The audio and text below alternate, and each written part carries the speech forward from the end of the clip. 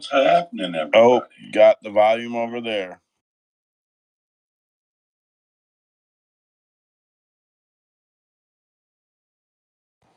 All right, that should fix that problem.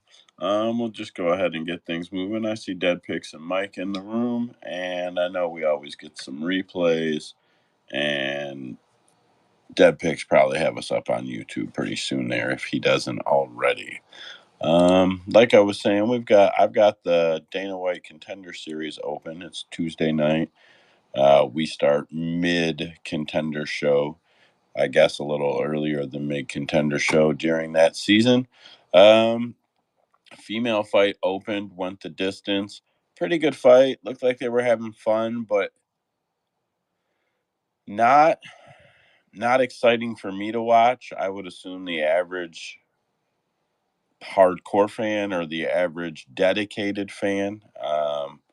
Probably not overly impressed by the fight. Glad it wasn't a total snoozer, but I don't know. Maybe it's just me hating on some of the women's weight classes going the distance no matter how hard they fight. But I moved on from that one. Then a TKO that looked evident a little while before it happened, but good for him. He'll probably get a UFC contract.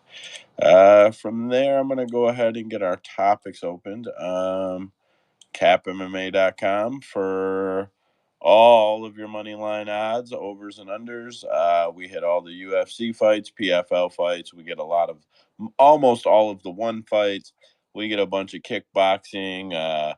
Some of the big boxing stuff shows up over there, like the crossover when the MMA fighters are boxing, things like that.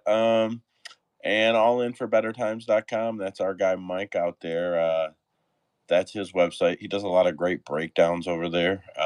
If you haven't checked Mike's site out, you should. It's pretty cool, and it always has a ton of good write-ups on it. Write-ups take a long time so when people put time into write-ups, I always try to take the time to read them when I'm there.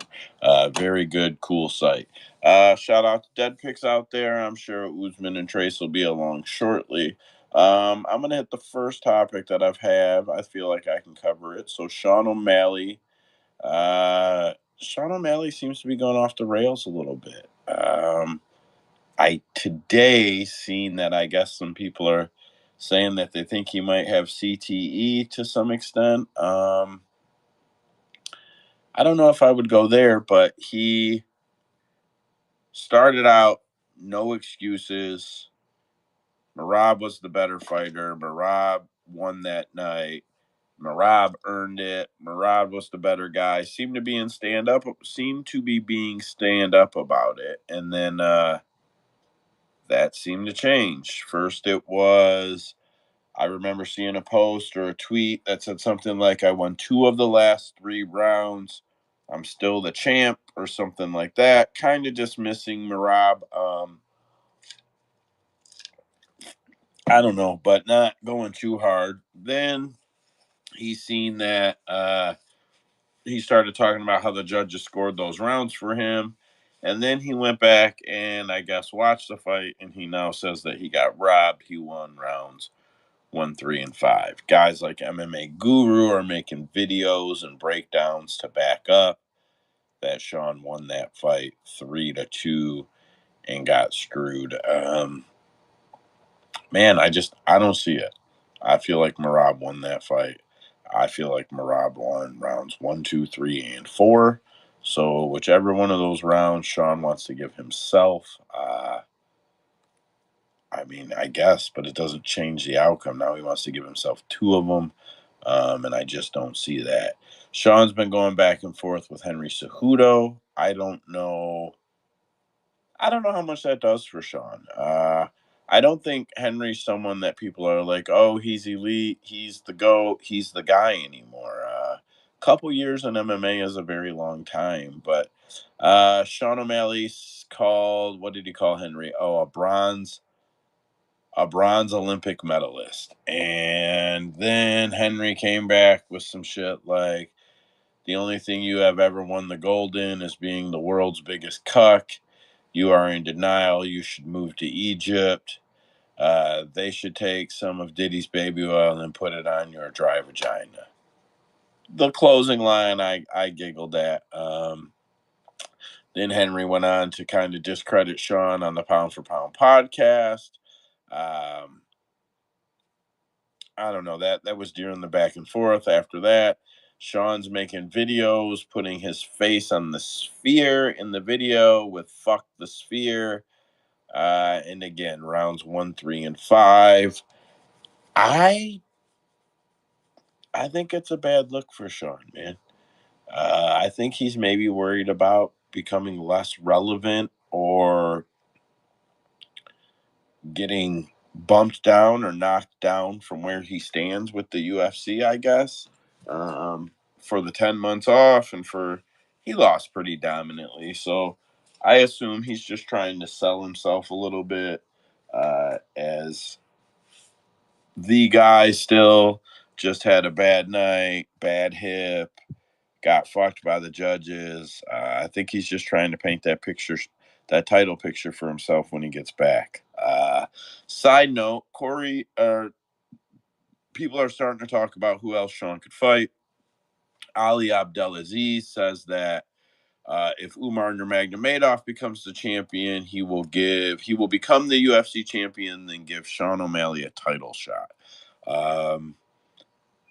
I guess that's sensible. Sean is still going to be the biggest money fight in that division right now. Diego Lopez is on the rocket up. Oh no, Diego Lopez is a division above that. My bad. Yeah, there's just Sean is definitely the biggest money fight in the division. So of course Oumar is going to want to give him a title shot if he wins.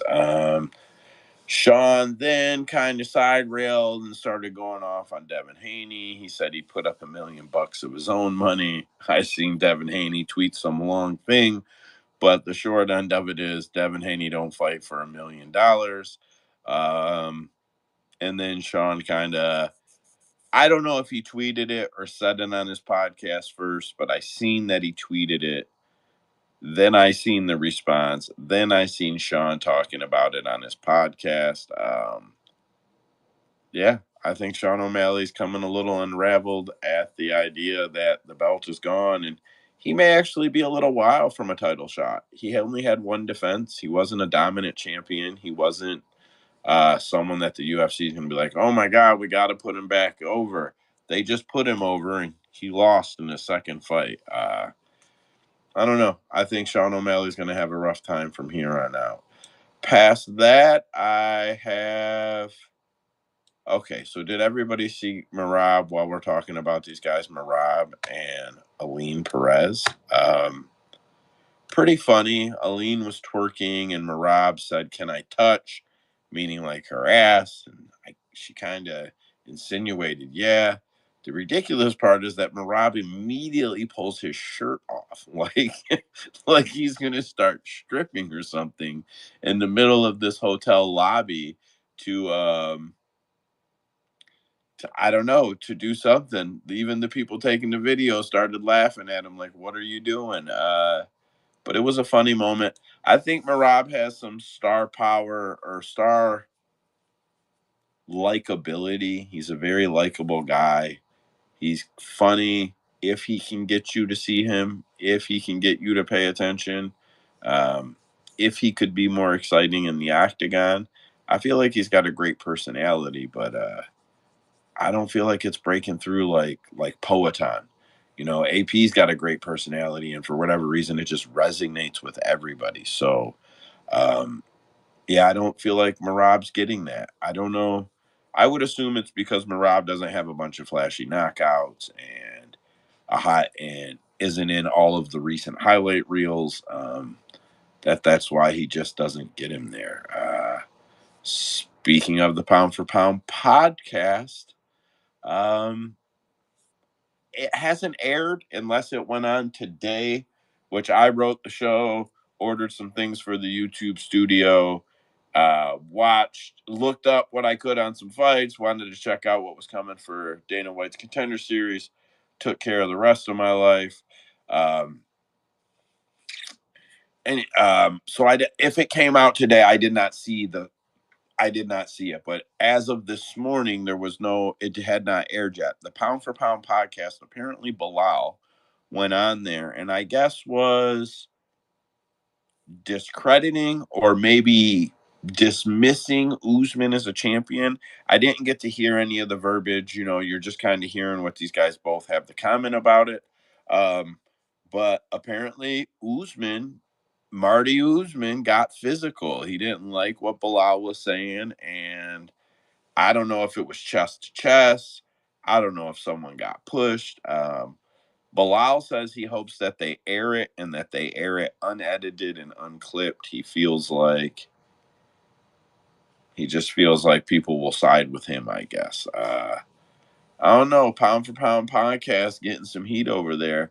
I would say this: um, it's not a bad show. It's not the best one out there. I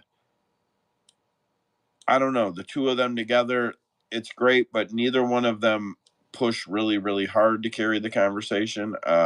Henry does, but he really just talks to himself. He doesn't really talk to Usman that much, so it's a little weird. Bilal Muhammad, where I got him down here somewhere. Bilal Muhammad Day in Chicago was. Oh, did I not note the date? I think it was September 20th, 2024, I believe, was the date. I thought I wrote it down. I knew I would mention it, but Bilal Muhammad got his own day in Chicago. It was funny, though. They didn't say, like, September 20th is now Bilal Muhammad Day. They said September 20th, 2024. Like specifically just one time Bilal Muhammad Day. Still pretty cool.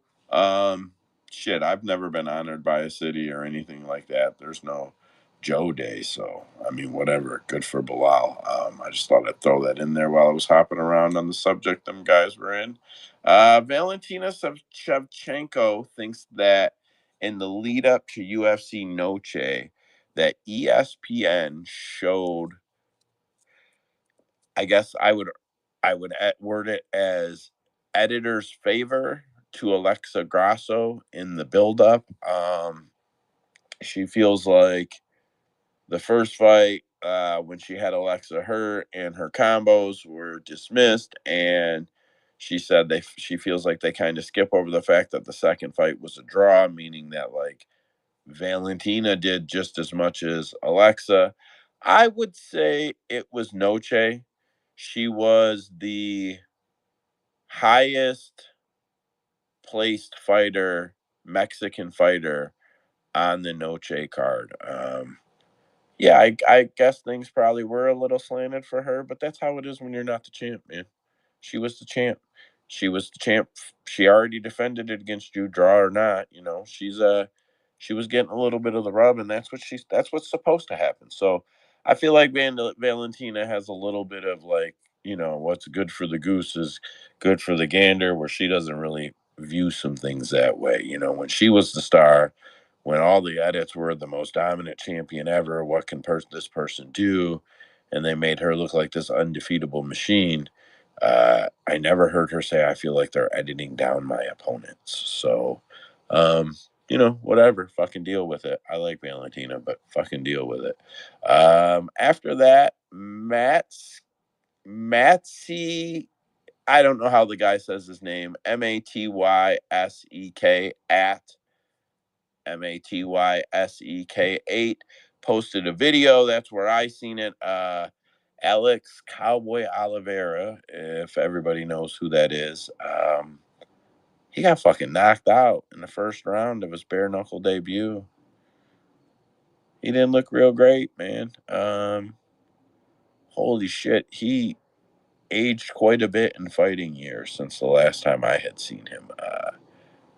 I don't know. You do forget some guys; they kind of fade away. He's a guy I was pretty high on. I always liked him. I thought he was a good fighter. You kind of don't even realize he's not with the UFC, and then you see him out there getting knocked out, and that fucking sucks. What do I got from there? Jake Paul versus Mike Tyson inches closer to by the day. November 15th, 2024. That's the date. Sorry. Don't know why that wasn't in the notes where it should be. Anyways, where I'm going with that is Mike Tyson was on Jimmy Kimmel. And Jimmy Kimmel told Mike Tyson, he said, "You're the underdog. I'm thinking about putting a big bet on you." And then, of course, Mike said something like "smart man" or something. And he said, "I didn't know you gamble." And Jimmy said, "I'm from Vegas. I've been known to lay down a few wagers, especially on, I think he said boxing or fighting." And he's talking about putting big money on Mike. Listen, man, I hate when celebrities talk about putting money on fighters. I feel like it's always a fade. It's always a burn. I don't know any celebrity that when they bet, everybody's like, "Oh, tail them." It feels like no matter who they are, it becomes the Drake curse. Um, I feel like Jimmy Kimmel should just not talk about that because I really want Mike to win, but I don't need no fucking celebrity jinxing it. I'm just joking a little bit, but I'm not. I'm not. I don't want to see anybody. I don't want to see any mush betting on Mike the day of the fight. Yeah, so I guess if I'm the only one and he loses, then I'm the mush, right? Yeah, fuck that. Terrence T-Rex McKinney said he posted coming soon. Little fight picture of a dinosaur in a ring or in an octagon. I don't know who he would fight. I didn't really go through the rankings. I just wanted to shout that out. Uh, Photos of Sean Strickland helping Poatan prepare for Khalil Roundtree appeared to have surfaced. And a very, very, very short video that, I mean, I know they've trained together before, so it's hard to know if people are making the shit up. That's just all hard to know. And I don't have the time to try to go back and find all of the old videos and fact check people, but I seen it go around at a few places. So it seems like maybe AP did come in to get brought into, did bring Sean in to help him prepare for Roundtree. The only reason I would think that would really make sense is because I think the way to shut Khalil down, especially if he's trying to fight very aggressively, would be to foot on the gas, step forward, step forward, step forward, step forward, step forward, check kick, check kick, check kick. And AP doesn't always do that, in my opinion, or at least not well, where I think he'll be the dominant guy doing it. Maybe by size, but I don't think by intimidation or ring control that he will be the aggressor. I expect Khalil to try to chop him down very quickly. If Khalil doesn't try to chop him down very quickly, I don't really see a path. He'll gas. I can't see Khalil having gas in a fourth or a fifth round if it makes that far, even late into a third. And I know AP will, and I know he can still knock people out at that point. So, um, yeah, I don't know. I really want Khalil to win just because I really like Khalil, but I'm a huge AP fan. So for me, I'll just be watching that fight. Win-win, lose-lose for me. Eljo pulled out of the Mavzar Avalov. Mozvar. I think I typed that wrong. I always screw his first name up. But Avalov, he pulled out of the fight. We know that. But he wants to rebook the fight and says if he can't rebook the fight, then he wants to fight Diego Lopez. Um, Funny enough is that Avalov also said he would like to fight Diego Lopez. Man, I don't think he needs to fight either one of them guys. I think Diego is probably lining himself up for a title shot or at least a number one contender shot. I seen today that he had posted some stuff about wanting to fight Volkanovski. I was going to post to the group today where Diego might open against someone like Eljo. I got to think Diego opens as the favorite. I got to think he opens as the favorite against Avalov. If it was him versus Max, I'm sure he would open as a dog. I'm just sure it would go that way, and he is an underdog. Volkanovski, I think there are already odds for him and Volkanovski somewhere. I'm not sure. I'm trying to look very quickly, see if our site has retrieved it at all. Oh no, it was O'Malley and Volkanovski. I apologize for that. But I think he probably opens as a dog against Max, Alex, and Ilya. Depending on the outcome of Max and Ilya, probably depends on where he would open against the two of them. You know, if Max finishes Ilya, or if Ilya, even if Ilya finishes Max by knockout early, it would probably change the way Diego would open against either one of those guys. All right, so I know after that I had some Chimaev stuff, but it got pushed around a little bit. Let me slide this down here. Probably hear the mouse flowing. Raul Rosas Jr. was spotted bringing up groceries, and I've got to say, good on him. It was clearly a joke. He wasn't in any type of uniform. He was in his clearly in his street clothes, just walked in there and they decided to shoot a video. Maybe he used to work there, or maybe he knew how to use the register, or maybe he just asked to shoot the video. But I will say this: I seen off accounts that had 3.5 million votes or views on Twitter on the video of him doing that. I typed it in and seen a few more. You only get, the first two or three of them added up to like 7 million views just on that video. So it may not seem like great marketing. It might not seem like something like, oh, yeah, he's killing it. But man, to put out a video of you bringing up someone's groceries and nail out if you find all the videos, what's probably somewhere between 10 and 20 million views. Not bad for the kid. Not bad for the kid. I still don't think he retires as the youngest champion ever at 25 and sails off in the sunset, but not bad for the kid. Vince McMahon released a statement. The statement, in a summary, says that he's seen a pre-screening of the Netflix documentary. And he says that they left subjects opened, things that may have been proven to be closed. Investigations proved that the investigations came up with nothing. So that doesn't mean that it's still open. That just that means there was nothing.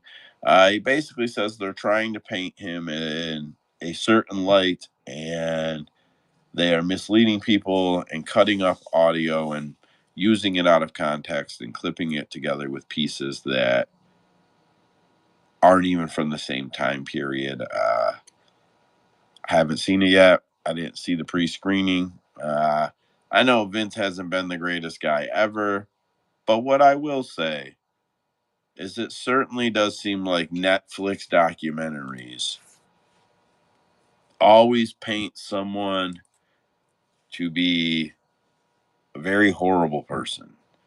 And some of the stories, without getting into them too much, if you do some research, it's always he said, she said stuff. It's never stuff that was hard investigated and facts were brought and an investigation found criminal action. Even the Michael Jackson one, like regardless of how you feel about it, Netflix paints Michael Jackson as he absolutely did it. But every police investigation and the two men who testify against him in that film all said he was innocent back in the day, and they don't mention that type of stuff. They very much hand select facts to make it look the way they want. So I would assume they make Vince McMahon look absolutely awful, which he probably wasn't great, but he made a lot of people a lot of money. Yeah, I don't know. I guess I'll have to see it to see how I feel about it, but I'm just sure that he has not even a fighting fucking chance. Man, it really looked like he was going to finish that fight there. Didn't pull that off, huh? Uh, Is that it? Was that 3? No, there's another round. Was that 1? I wasn't watching the round. I am reading off the list, but I have it opened. I've learned to just open it on the window, in a small window, on the same screen that I'm reading from, and then I can kind of see it out of the corner of my eye there while I read along with what I'm doing here. Kevin, he's all over Twitter, MMA Twitter, MMA X, whatever the fuck they call it nowadays, at Real Kev Inc. INK. Posted a video of Colby Covington. At least that's where I seen it. I'm sure it's everywhere, and Colby was probably the source. I seen Kevin post it. Uh, Colby chokes out Little Pump. Bro, it looked like it took everything Kobe had to get that man to go out. When maybe he was kind of trying, not let him, but he wasn't really trying to fight it. I don't think Kobe knows the technique, man. I've seen fighters put guys like that out quick. Once they get wrapped up, they're usually able to put them out quick, not have to wrench on their neck and look like a big brother trying to choke out a little brother. Kobe's fucking face was redder than Lil Pump's face. Like, I'm not even making a joke. Like, I'm laughing. It is a joke, but like, his face was fucking beat red. Lil Pump goes out, and he's not even that red. Kind of funny. I don't know. It's funny to me that Kobe is trying to use influencers to be relevant on social media. And I don't think that's working very well for him either. Raul, from what I seen, the Raul Rosas Jr. video in the grocery store like killed Kobe in views. So who knows? Maybe on Instagram. I don't do much over there. Kobe. I don't know. I don't get on Instagram, so maybe I'm wrong, but doesn't seem like Kobe's too hot. Okay. On from there, I have Chimaev. Hamzat Chimaev says that he is now training differently than he has in his last few camps. He has relocated to Russia, or like relocated, like went back to Russia to train with his first wrestling coach. I'm not gonna butcher the guy's name. His first name is Salim, and then it's Shelbevich Nasalkhanovan. I can't get that last name, man. And I even went back and listened to it said on a video. I found it said on a video today, and I just can't keep that one with me. I've got it typed funny to try to say it right. I ain't got that one. So he went back to fight with his original wrestling coach, Salim. Um, he coached the USSR wrestling team and the Russian world team. The weird thing about it is that Chimaev has made some really weird quotes since this has all came out. He says, I now use a better approach. I work with good coaches, Salim, who raised a lot of world champions. I'm going to take a big step forward. Then he made some comments about I'm going to train better because I'm going to train for my health. And he implies that the reason that he's been pulled out of fights or had to pull out of fights is because he's training himself until he's not healthy. So I guess not eating enough, training sun up to sundown, nothing else to do, train, maybe only eating a few times a day. Like, I don't know to what degree you train till you're unhealthy. If it's ridiculous, but if you're putting the right stuff in and the right stuff is coming out and you're putting in the right effort, you should be able to fuel yourself to stay healthy. So I don't know. I don't know. I think he's got lung problems. I've said that. I've said it repeatedly, or some type of bronchial problem. And if you're not breaking and if you're not resting and you have a bronchial problem, that definitely will make you healthy. Could definitely screw up your immune system. Yeah, it could definitely do a number on you. So I'm gonna stick with my theory that he has lung issues. And I think it's very weird or very awkward that he he was training until he was sick. I don't know. That's just something that kind of holds me up. He also made some comments that Drakus is just a bad version of me. Drakus responded with, "Put a shirt on, princess, before you catch another cold."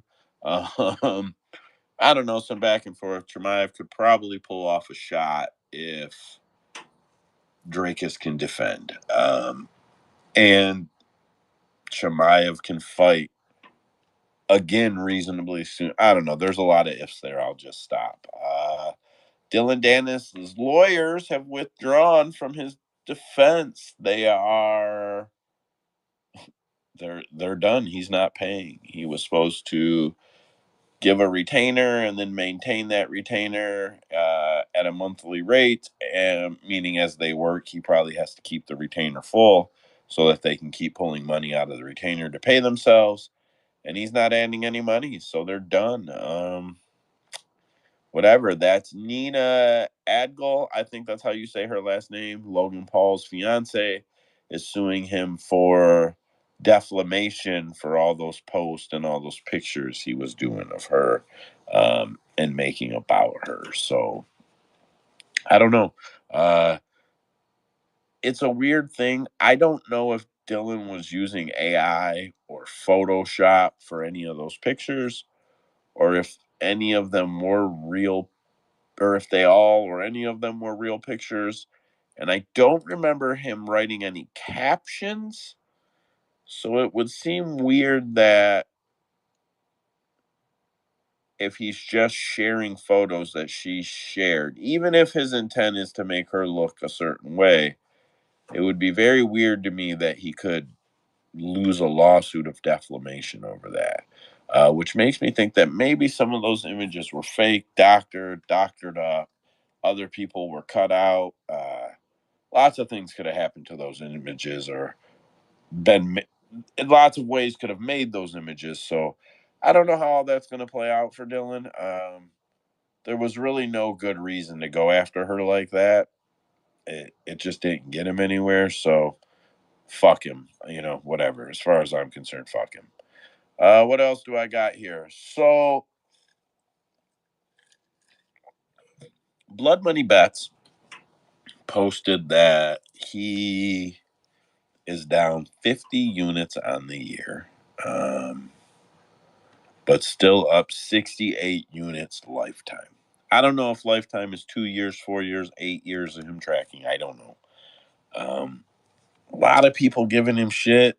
A lot of people kind of defending him. So, what I would say is he has an account a lot of people follow, um, at least in the MMA betting community. And I feel like a lot of people probably do tail him, or maybe not tail him, but if they're thinking about making a bet and they see that he's making that bet, it might make them go, "Yep, yep, yep. I'm gonna place that bet." I would say it was responsible of him to post that he is down 50 units on the year. For people like me, as far as I know, he's a sharp guy. I don't tail people. I do read his bets. You can't remember everybody's bets to go back and, oh, he won this, he did that, unless you're actually trying to retain that information. At least I don't feel like it's just common, easy knowledge to remember, like, oh, that dude won all these and lost all these. So I feel like him posting that he's down 50 units on the year is responsible. I think it would also be responsible of him to not encourage people to tail him and to posting slips or bets going forward to keep to put things in there like trying to make the bounce back, trying to get these units back. I think that if he can continue to be honest with people that he is down, um, I commend him. I give him a lot of credit. Not a lot of guys would do it. Not a lot of guys would do it. He's a guy who gets a lot of attentions for his bets. I sit around in these spaces that we do, and I've seen some of you guys go up dozens of units in a month. Dozens.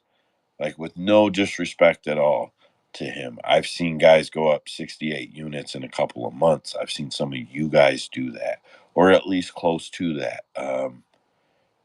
But you guys don't, at least, like Trace, for example. Trace isn't a guy that's out there posting all of his slips. Mike's a guy that's very sharp, but he's not trying to sell people his picks. I guess Blood doesn't sell his picks. He just takes donations. It's a fine line. And I guess, like, what I'm getting at is not everybody that wins big brags big. Not everybody who is pulling in units on top of units on top of units. Trace pulled in, like, I can't remember what I posted about it a couple weeks ago. We were in the space and he knocked down like 16 units or something fucking ridiculous, and was just like, yeah, just went up 16 units, kept it rolling. So, like, a lot of guys are in positions where they don't have to face it because they're not posting it and people aren't tailing them all the time. And I don't know. I condone him. I think that he did the right thing. That's pretty much all I've got on it. I seen that Mike grabbed a mic when I started talking about this topic, and I also seen that Usman did too. I'm gonna let Mike grab and get on the mic and say something if he'd like. And it's nice to have you on the mic, Mike. What's happening? Nothing, man. My bed's shit. I'm fucking ecstatic right now. But yeah, in his position, since he does post his like actual bets and for people to tell, I mean, honesty is the best policy. You can't win them all. So the only thing you can do is own whether you're up or whether you're down. You just got to be there to face it. What I do is different. I do post bets because all the bets that I do post, I bet them too, but I don't post how much I bet because I don't think it's my place to tell people how much to bet. So that it's just a little different with me. But with him, I get it. Like selling picks is a hard thing to do.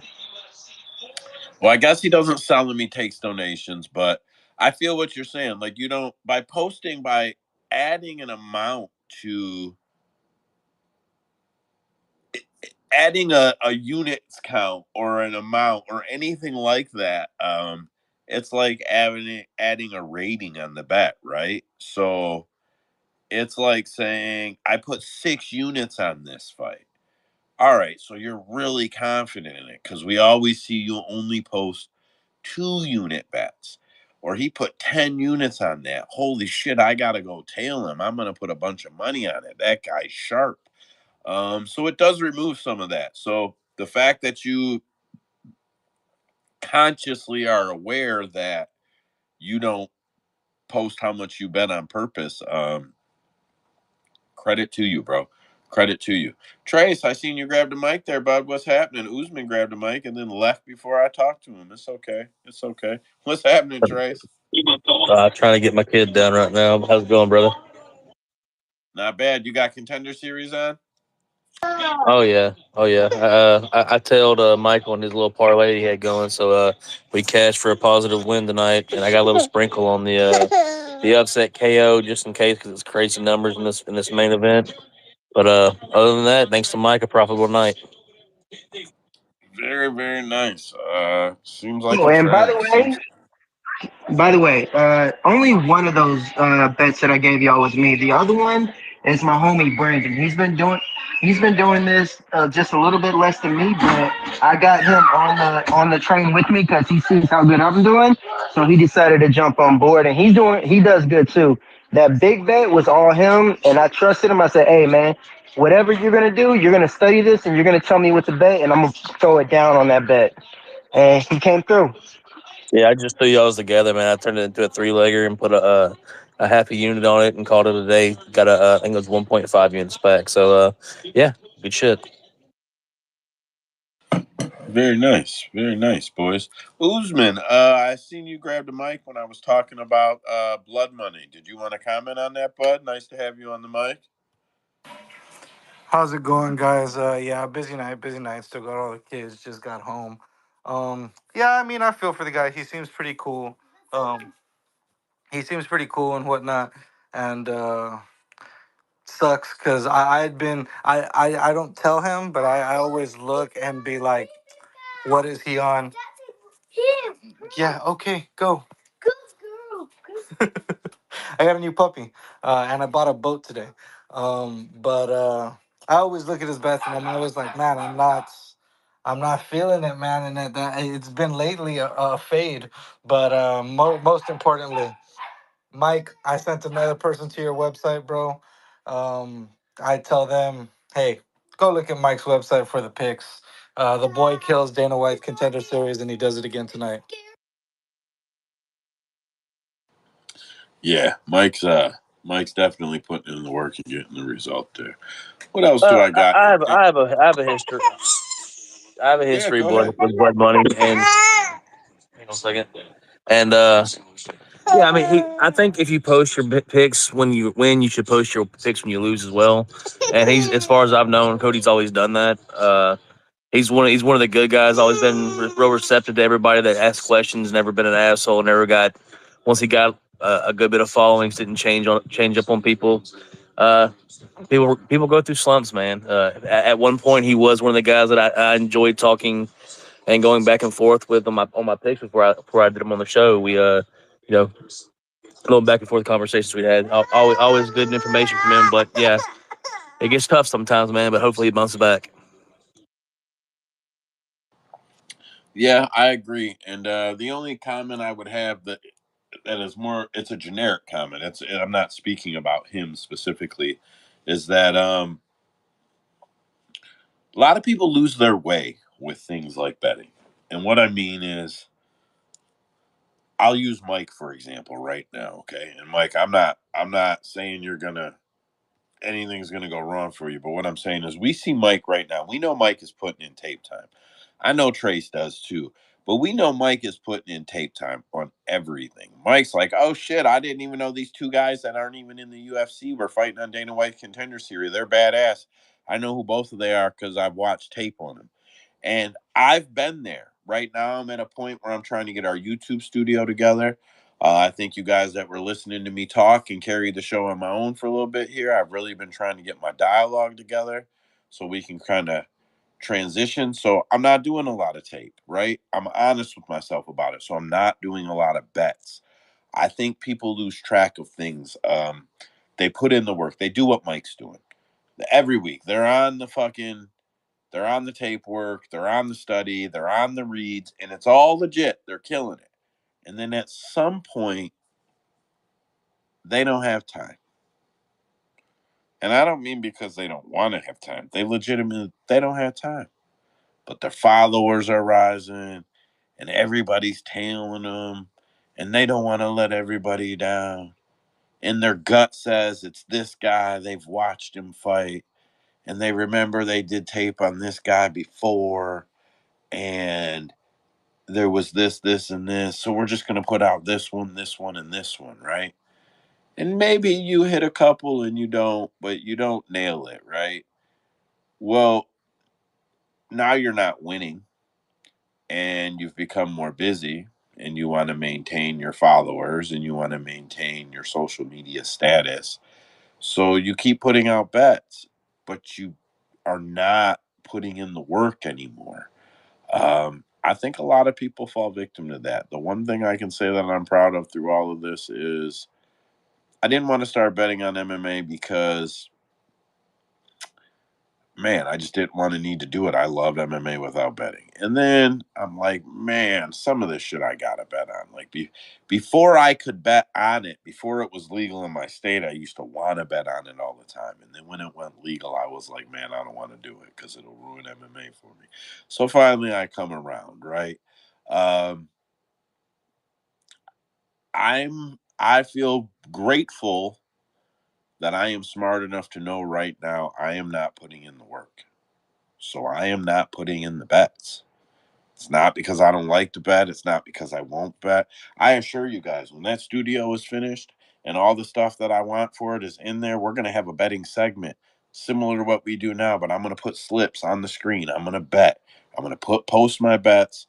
I'm going to let everybody track them, and we're just going to do it for fun. I enjoy betting, but I'm not putting in the time right now. So I'm not betting. And I really, really feel like a lot of the community falls victim to feeling like they need to keep betting when they don't have the time, or they burn out when they don't have the time. They keep watching tape. They fucking don't have the time to do it, so they don't feel like doing it. They don't want to do it, and they're doing it like it's a job, and they don't enjoy it. And it'll have the same effect. Your reads will go to shit.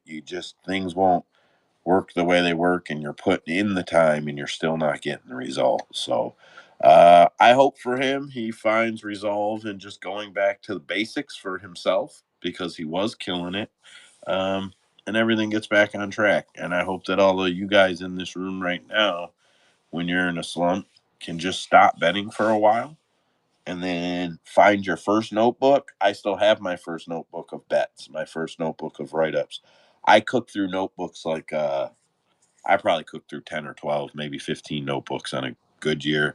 On a slow year, I cooked through 5 to 8 notebooks, right? So I still have a couple old notebooks around, and sometimes I go back and look at that book just because the first few shows I wrote in there, and just the way I wanted to make sure everything was formatted and the way I wanted to make sure everything was presented. And it kind of resets me a little bit when I've noticed that the write-ups are changing or going somewhere where I don't want them to. So I don't know. I just hope all you guys can find that discipline for yourselves if you're ever having trouble with your bets.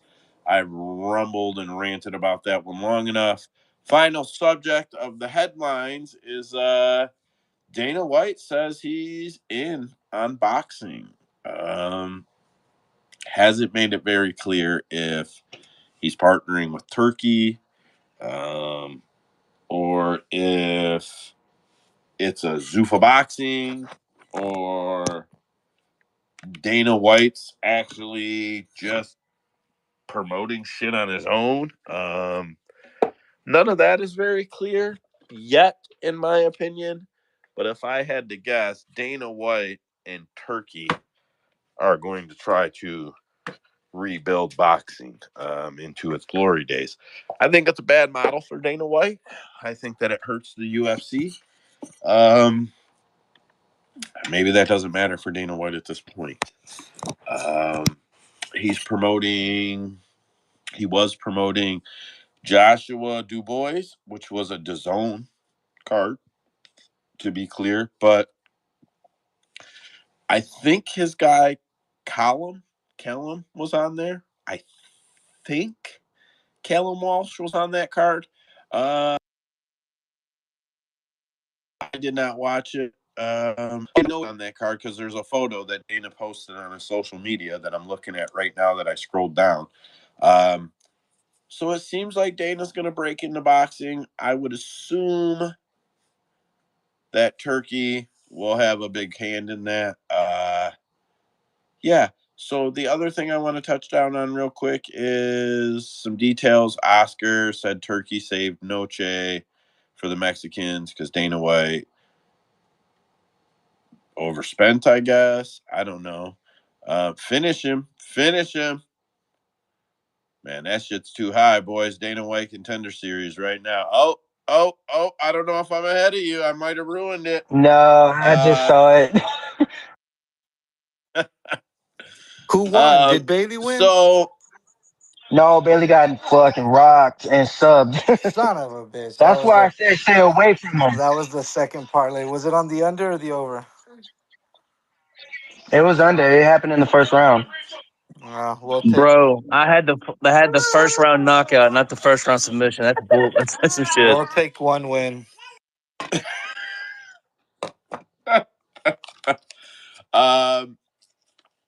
So Steve-O another little detail, Dana White. This is my Dana White area of the write-up. Steve-O was on the Jake Paul podcast, and Jake Paul's, I don't know, Steve-O was like, yeah, we were in Nashville, and we went to UFC, and then when we're leaving, we stopped by to see Dana in his office. I'm like, hey, Dana. He goes, and Dana's in there watching you box Nate Diaz. So Jake's like, yeah, of course, but the truth is, he was probably scouting Nate Diaz. And he probably fucking passed in that moment of watching that fight. Like, fuck this washed guy. Yeah, is what it is.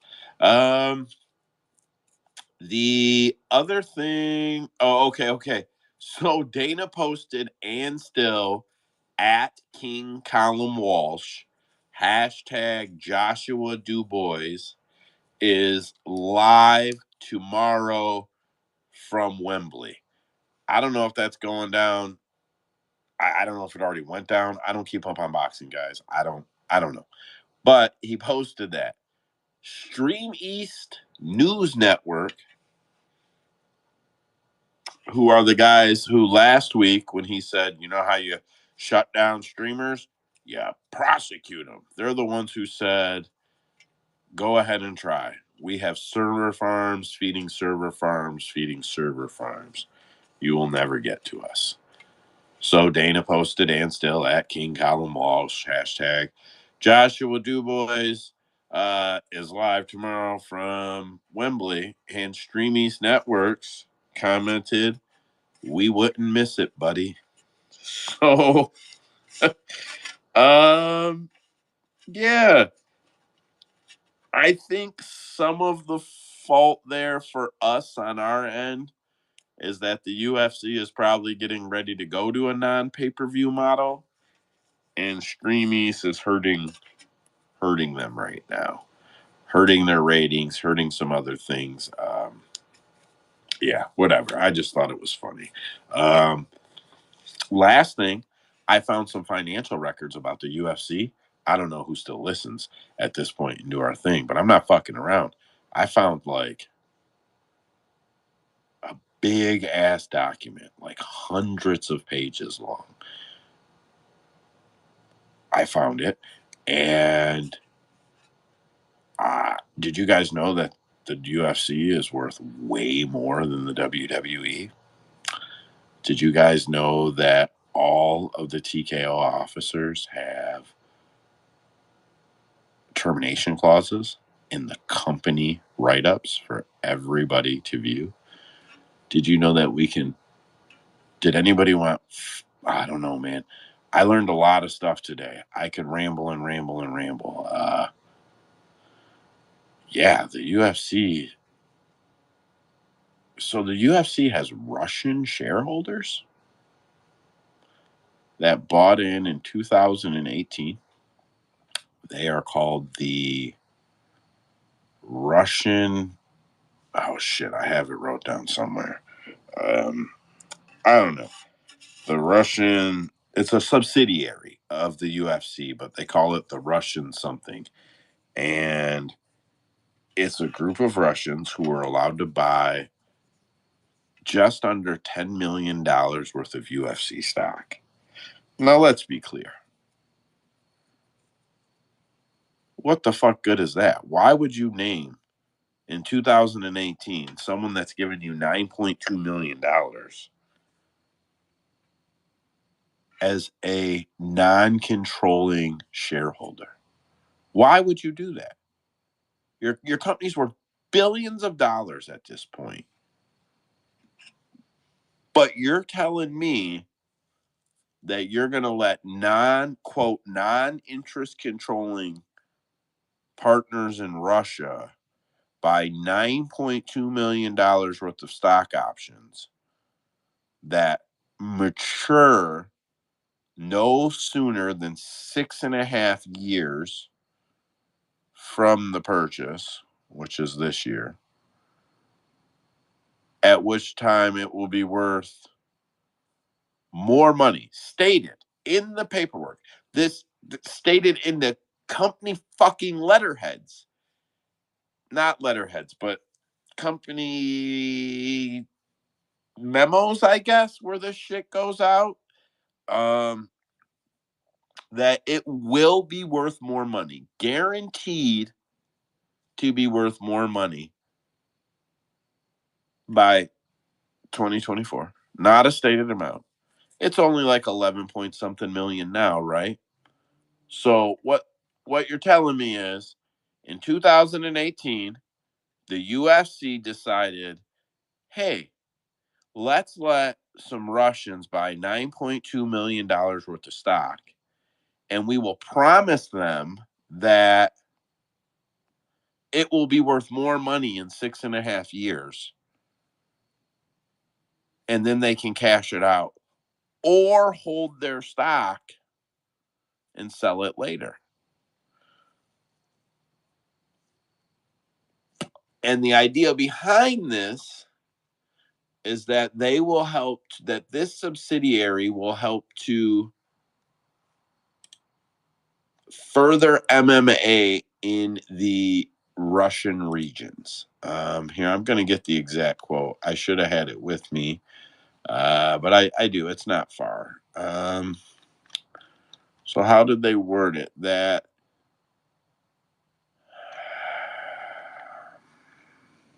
and I should have had it right in front of me. Just I didn't really plan to go into this, but I've been on it all day.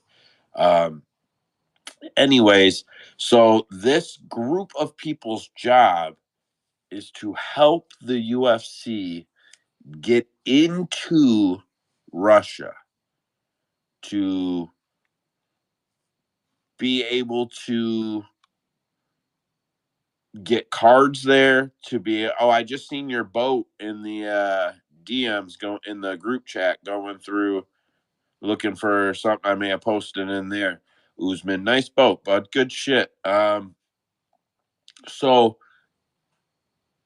these people's job is to buy $9.2 million worth of stock to become a subsidiary of the UFC to promote MMA or the UFC in Russia. Okay, so let me explain this to you guys. We'll give you $9.2 million, and the way we'll wash this to you is we're going to put it in a stock option. And we're going to say you bought it. And in return, you're going to help us get into Russia.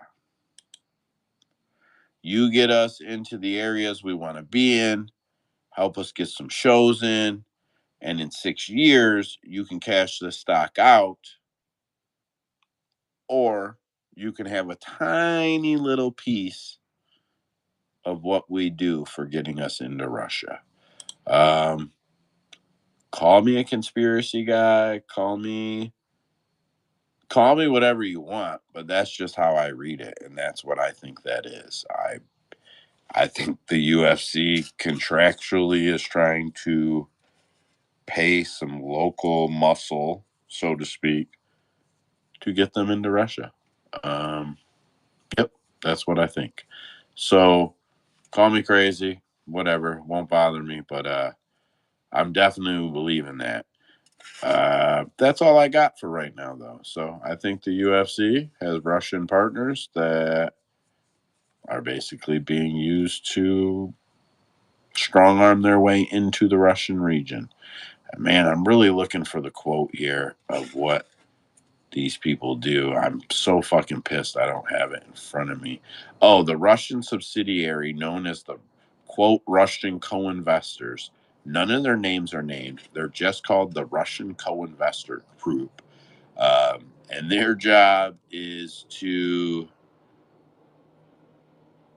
promote MMA in the Commonwealth of Independent States in Russia.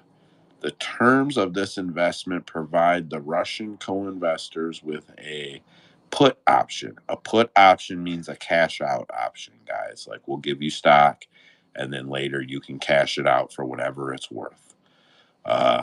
With a put option to sell their ownership in the Russian subsidiary 5 years and 6 months after consummation. Sorry, I thought it was 6 years, 5 months.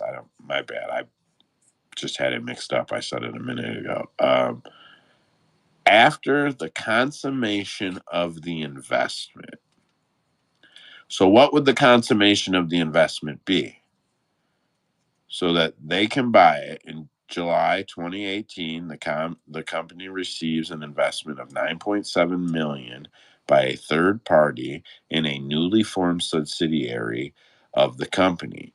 That was formed to expand the company's existing UFC business in Russia and certain other countries in the Commonwealth of Independent States. The terms of this investment provide the Russian co-investors with a put option to sell their ownership in the Russian subsidiary 5 years, 6 months after the consummation of the investment. The purchase price of the put option is the greater of the total investment amount, defined as the Russian co-investors' cash contributions less cash distributions or fair value. As of December 31st, 2023 and 2022, the estimated redemption value was $11.2 million and $9.7 million, respectively. Yeah, sounds to me like they are literally just wording out, they're washing $10 million cash out to some Russians. That's what it sounds like to me. That's it. That's all I've got for hot topics and subjects. I've seen a whole bunch of shit in that. If you're a WWE fan, I was surprised. You might be surprised to know that the UFC is worth multiples of what the WWE is worth. Multiples of what the WWE is worth. It's not even fucking close. It's not even fucking close. I thought it was the other way around. I thought that the WWE had a higher valuation than the UFC. But they don't. They don't. Maybe in some markets that I don't understand they do, but they don't in share wise, and they don't in like revenue. I think they win, if I recall, though, they own like more trademarked property. Really weird. Anyways, I'm done. That's it. Thanks for listening to me to babble about that one, boys. It doesn't matter. BlackRock owns part of the UFC. They will slowly buy it out. That was the one that probably pissed me off the most that I found in all those documents today. Fucking BlackRock is the largest non-independent fucking holder of the UFC. I put that one in the group chat. I don't know if you guys seen it, but it is like Ari Emanuel, what's that fucking guy's name? Oh God, I can't remember his name. Shapiro, he owns a whole bunch of the shit. The Rock has some, but not anything compared to like what they own. Yeah, very, very weird. But the biggest non like original owner, like partner, like the people who own these major shares, and these are major percentages in the company, 20+% in the company, like Ari Emanuel and them, they all have rocket amount of shares, like rocket, like 89 million shares or some ridiculous shit, if I recall reading it right. Like they have crazy amounts of shares in the UFC. But the biggest one, yeah, 89 million. So Endeavor Holding Groups owns 89 billion shares of TKO. Silver Lake owns 89 million shares. Patrick Weitzel owns 89 million shares. The Endeavor shares are listed under Ari Emanuel and a guy named Egan Durman at 80 million shares, 89 million shares apiece. I'm not sure how all of that works out. I'm trying to understand their charts now, But then Vince McMahon, 20 million shares. Then BlackRock, 6.3 million shares. The Vanguard Group, 5.9 million shares. Linsil Trade Limited, 8.8 million shares. Michael James Linsil, 5.8 million shares. Morgan Stanley, 4.2 million shares. 91 UK Limited. Like, these are all major investment firms. And what they're doing is they're all buying up 2%, 4%, 5%, and they are slowly buying into the UFC. And while that may seem harmless right now, eventually a group like Vanguard and BlackRock and Morgan Stanley and 91 Limited and 91 Place will own enough that as a collective they can begin to change the company. And then, God forbid, what a surprise it would be, that if Silver Lake and BlackRock side together. It wouldn't be very surprising at all to find out that Silver Lake, BlackRock, Vanguard would all side together. They're fucking shit companies. They're the companies that own all the crap in the fucking grocery stores. And it's not because they make any of it. That's how they make their money. They just buy mass shares of all of these companies. Then they buy mass shares of the people who sell it and the people who produce it. You can bet your ass that the top owners in Disney are Vanguard, BlackRock, these same fucking people. So that is how they will slowly take percent and take control. Combined voting power of the minority group, just the large ones that I've named, the combined voting power is already 3, 9, 12, 15, 21, 22, 23.8, 24. They already control 25% of the voting power. That's just those 7 groups that are known to work together. They control 25% of the combined voting power in TKO group holdings right now. Yeah, whatever. Okay, I said I was done, and then I went on for Bro another 10 went minutes. on so long. I tried to think of a The Rock, Black Rock joke, and then I tried to think of a Black Rock, Silver Lake, Purple Tree, Orange Sky joke, and then I just forgot about my jokes. But let's go with some fight announcements. Are you done?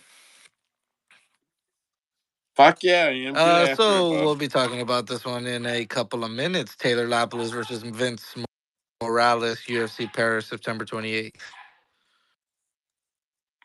Well, we'll be talking about that one in a minute, so let's just go past that one. Saeed Nurmagomedov will fight Daniel Santos at UFC 308 October 26th. Still getting some last minute add-ons to that Abu Dhabi card. That's a good add to the Abu Dhabi card. What is it, like a prelim fight? I would assume so. It'll probably be not on the early prelims, but just the prelims. Yeah, that'll be a good add. But that's all I'll say about it. I won't be rushing to the fucking books to bet Of it. course not, because Saeed Nurmagomedov will probably be minus 500 by the time the fight comes around. Justified at like minus 250. Yeah, bullshit. Yeah. A little vet fun here when we get Daniel Rodriguez versus Alex Morono at UFC Vegas 98, October 12th at the Apex. I'm betting fight to go the distance. No, Bro, that this is the stupid ass kind of fight where it goes the distance. I know that's right, but I'm still fight to go the distance. No, bro. You'll get it at plus money, so that's good. Hayan dos Santos is out of her fight with Elise Ardeline and Elise will now fight the tiniest chick. I mean, she's not, but she's extremely small. Melissa Martinez, October 19th, UFC Vegas 99. Fight ends by knockout. Clint already bet that shit. So the rumors were true. Austin Hubbard was being factual in his Instagram post, saying that he is looking for a new opponent, and Nate Landwehr is out. Alex Hernandez will be fighting Austin Hubbard at UFC 307 October 5th. Well, that's a good Yeah, fight. that's a fun ass fight right there. Yeah, hell yeah, that's a good fight. Good. I'm not as high on Fluffy as everyone else is, though. Fluffy. Yeah, didn't you say Alex Hernandez? What is Fluffy's first name? Is it Alex? Aw, bro. Yeah. No, this is the Alex Hernandez that was supposed to send Donald Cerrone to the geriatric home. Alexander the Great, sir. Yeah, this is this. Oh shit, Fluffy is Anthony Hernandez, There you bro. go. You threw I me had it all off. fucked up. All right. That's still a good ass fight though, bro. So you were thinking Anthony Hernandez, the 185er, was going to fight Austin Hubbard, the 145er. Fuck off, bro. You've made the same shit in your head more than once. Yeah, I did. You can laugh at me, bro. It's okay. Them skunks are getting to you, brother. And last one on the lineup here. Small week, a quick six. Ozzy Diaz, I believe he's making his UFC debut, will fight Zhang Ming Yang at UFC Macau November 23rd. Zhang Ming Yang is the Asian that got a hell of a knockout in his debut. Can't remember who it was over, but he did knock the fuck out of somebody, I believe. I would say guys like that are getting favorable matchups In Macau, from a betting for point of sure. view. Yeah. 100%. I would say that that's got to be a concern with any of these Asian fighters that have any possible star power right now. Speaking of Asian fighters, because them fuckers got us all fucked up over there on YouTube. Hey, bro, our strikes are gone. So as soon as I get done with the studio, I'll start posting some reels until I accidentally post an Asian fighter and they wait for us to get 10,000 views. And then they're like, oh, flag it, bitch. But outside of that, I'll just keep posting shit. Pretty excited about it. Fuck, man. Yeah, I'm dead serious. Don't post no shit on YouTube with Asian fighters. That fucking Mola Media will be on your ass. But anyways, I think that they are getting favorable fights, and I will stick to that pretty firmly. That I'm gonna have to see a convincing reason why you would lose if you are an Asian fighter with any type of star power getting a matchup that is not a high end matchup. Usman, is that a rule? Could we make that a rule right now? Is that a rule? What's the rule? Asians with star power at low end are probably getting favorable matchups. That's got to be close to being a rule, right? Man, you see, like, I don't know because they obviously want to give these road to UFC guys some good, some easy wins. But then you have what's his name, Kazuma, I believe, who you just can't get right. He's gonna come out here and shit all over your bets. Oh, Kazama? Yeah, ain't nothing you could do with him, bro. You're I fucked. like not everybody's gonna be a Tatsudo Taira. So I don't know, man. Look, you know me. I say you always trust an Asian women's chin. You never trust an Asian man's chin, and that's the rule. All right, that's fair. That's fair. That's going to be my segment that we're going to do on the show. I'm going to bet only the rules. I'm going to have a set of rules that we can modify however the fuck our little team wants to modify them, whenever the fuck we want to, however the fuck we want to. Um, but I'm only going to bet by those rules, and they'll be stated. I bet I kill it, man. We do a lot of dumb shit by not just betting the shit that we know is gonna hit. Oh, the odds suck. Parlay it 8 times with 8 other things. I'm the guy who does that the most, so I'm making fun of me right there. Um, no, bro, just drop 8 fucking bets and win 7 out of fucking 8 of them. Whatever. No discipline amongst me. Amongst me, no fucking discipline. I'm horrible. That's all I got. I'm done rambling. UFC Paris, Dana White Contender Series in the books. Let's get over to UFC Paris. Moicano versus Saint-Denis. Opening fight of the night is Chris Duncan versus, is it, I know it's Oki. I don't, come on, man, with this first name. Blow, say it, Usman. Sound it out, man. But Fuck I do want to you. hear you call him Bolaji, Bloji. right? I think it's Yeah. Bolaji. Bolaji, Oki, the Zulu warrior. Um, he's got a couple dubs in the UFC. I know that. And Chris Duncan. Odds on this fight are Duncan is plus 170. Oki is minus 213. Trace picks fights, bro. Are you excited about this one? Pass it off on to somebody else real quick. I'm taking care of something. I got you. Better times. I know you got to read on this fight. What's the bet? Oki Duncan. Yeah, look, ultimately, I think what's going to happen is that Chris Duncan's pressure forward style is going to play right into Bolaji's counter style. So I believe he's going to get countered and knocked out quick. But let's say he does get past the first round, Bolaji does slow down. So the only valuable prop there would be probably Chris Duncan by decision. But I think ultimately Bolaji's going to knock him out in the first round. Very nice. Usman, you betting this fight? Man, so I hate to hear that from Mike because I'm definitely on Bolaji. But I was thinking this was going to be a pretty good contender for my over first four fights parlay. Let me check if what is that at? Is that 1.5, 2.5? What are we looking at? It's two and a Two and a half. half. Ooh, at plus money. Yeah.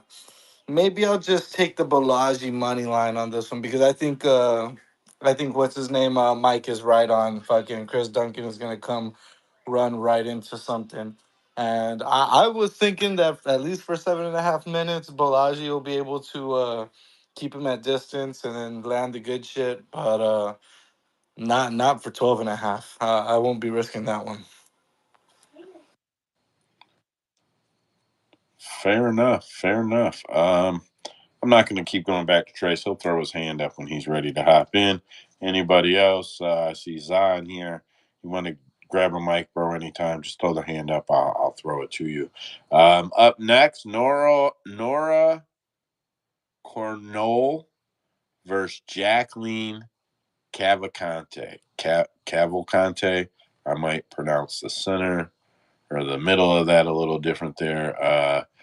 Both of them got wins in the UFC. I know that. Over on the odds board, Cavalcanti is minus 217. That's 29 books for 7 days. That's the average of those books. Plus 173 for Nora. The over is set at 2.5, minus 350. You boys already know what I'm parlaying. Female MMA, minus 350 on the 2.5. Throw that shit on an 8 leg. See what I just said. Make the individual bets. Take the money. But the 8 leg is much sexier, right? Usman, what are you parlaying in this fight? No need to ask. We're on over 2.5, and we are on Cavalcanti. Mike, tell me tell me how the fight ends. By decision. Yeah, I was on her by decision, but I jumped on her early at minus 170. Look, man, Cornolle is just she's aggressive. I like her aggressive style, but again, this is gonna play right into Cavalcante. She likes to work on the outside and pick her shots. That's my little boy. But yeah, she's just gonna pick her apart all day. But I don't think the finishing instinct is there to finish the fight. So I'm pretty sure it's just gonna be her by decision. Fair enough. I'd stand strong on the over on that one. Got some rules. Victor Altamirano and Daniel Barez.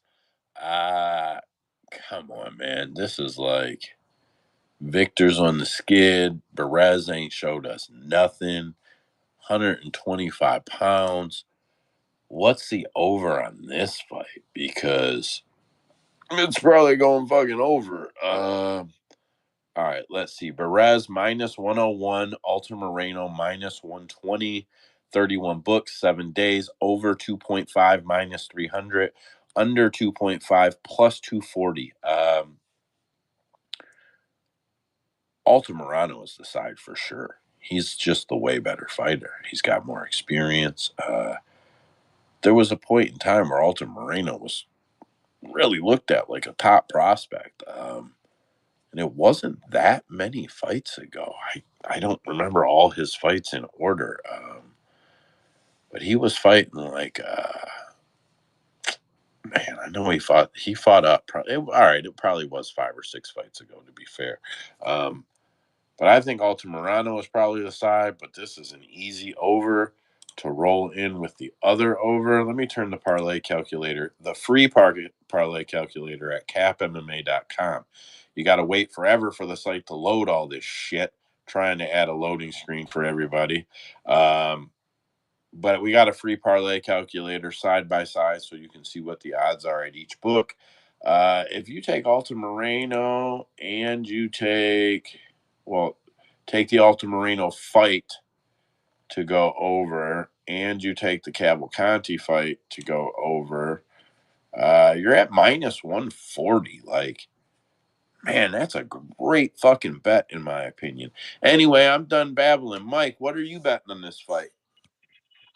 Yeah, I feel kind of stupid not jumping on Altamirano when he was the dog because when I broke this fight down, like it was very close to me. I didn't have a side, but the experience and just the pace and just the trickiness, because I think people forget Altamirano is a very tricky fighter. He's hard to hit on on the feet, and he comes at you with odd angles. Like it's just very hard to read the guy, and he keeps it at such a high pace.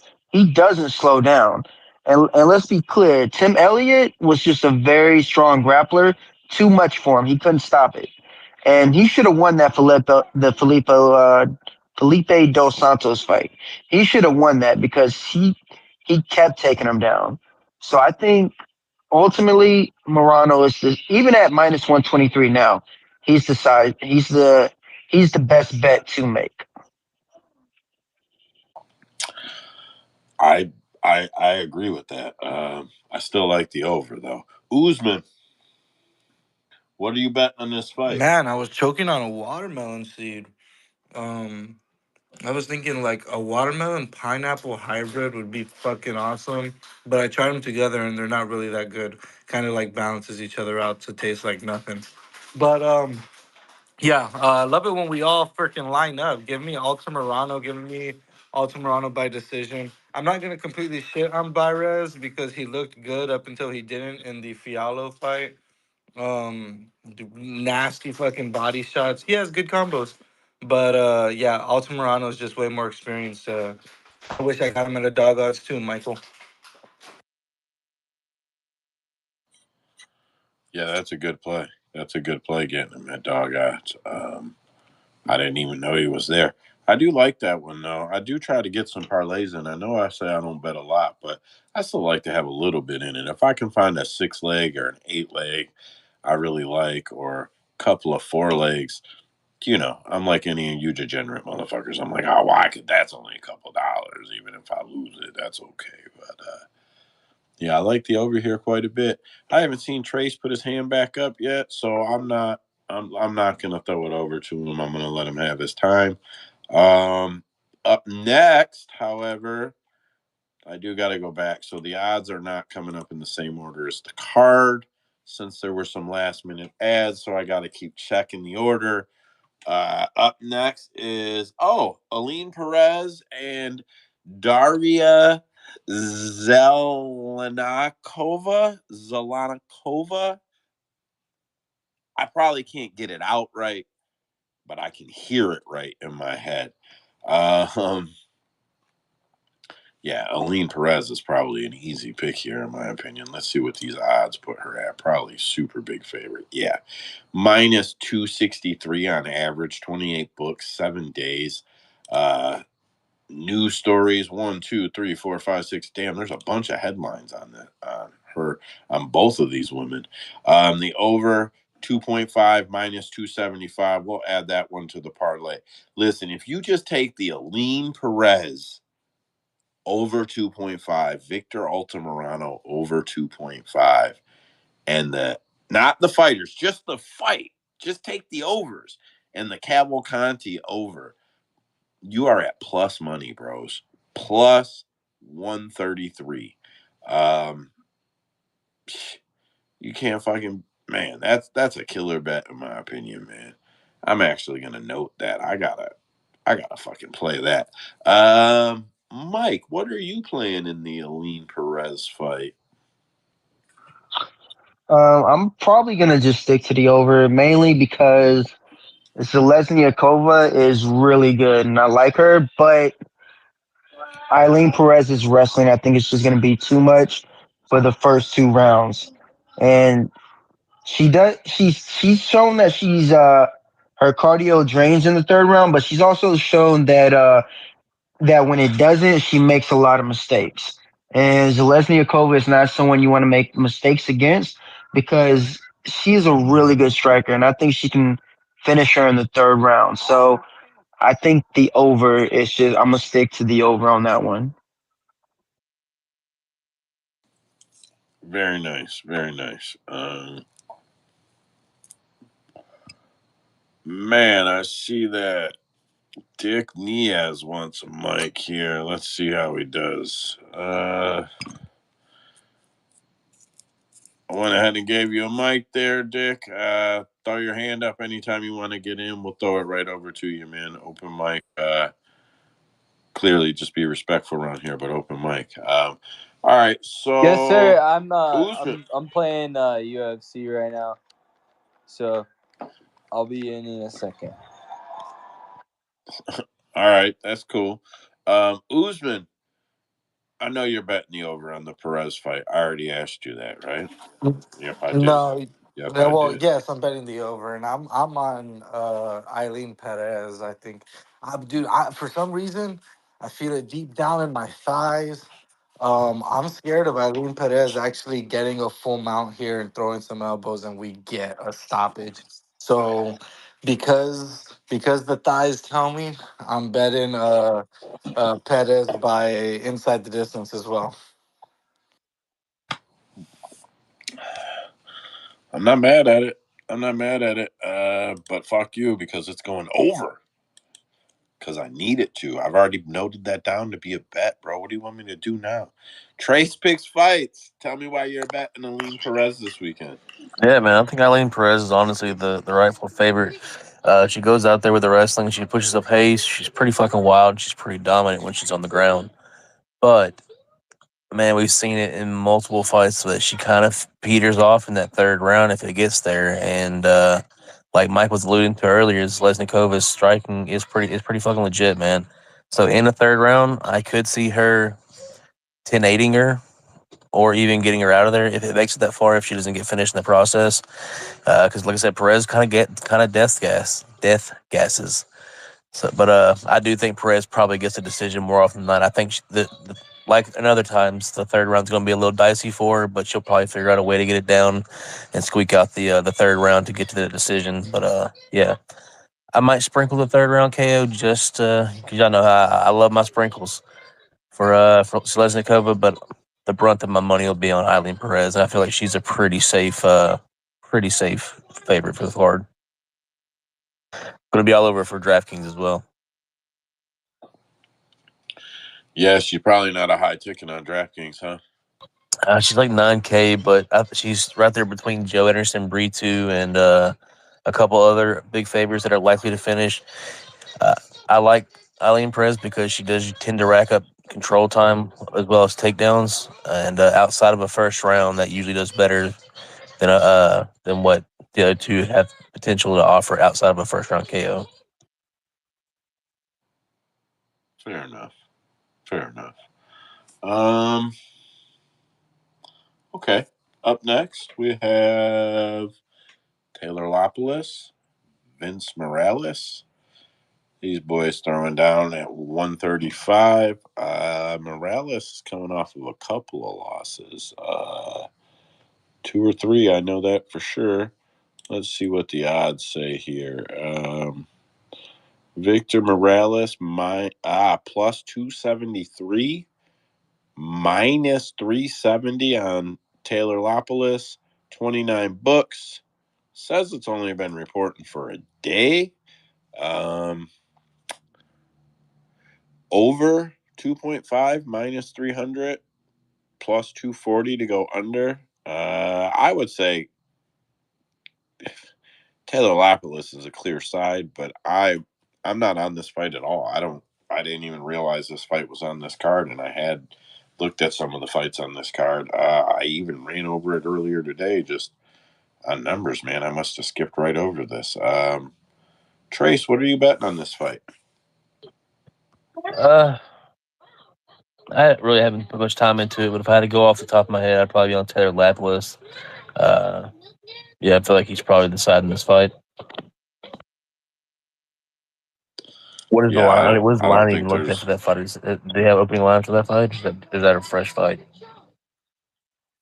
It says it's only been on the board for one day, and he's minus 370, minus 400, minus 417.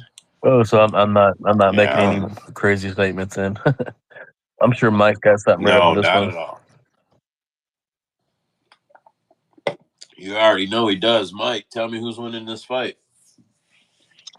It's obviously gonna be Taylor. He's just too good, man. Dude has way better striking, really good takedown defense, and so the line is justified. The over under I would stay away from. Just parlay the money line.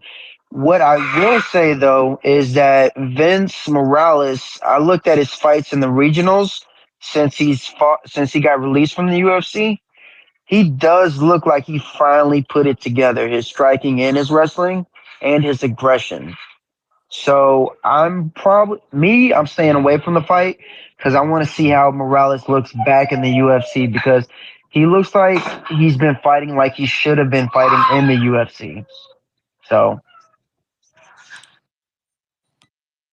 Fair enough. Usman, what are you betting?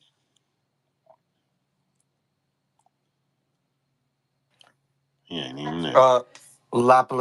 Lapilus decision over 2.5. Hope Vince knocks him out though. I don't like Lapilus.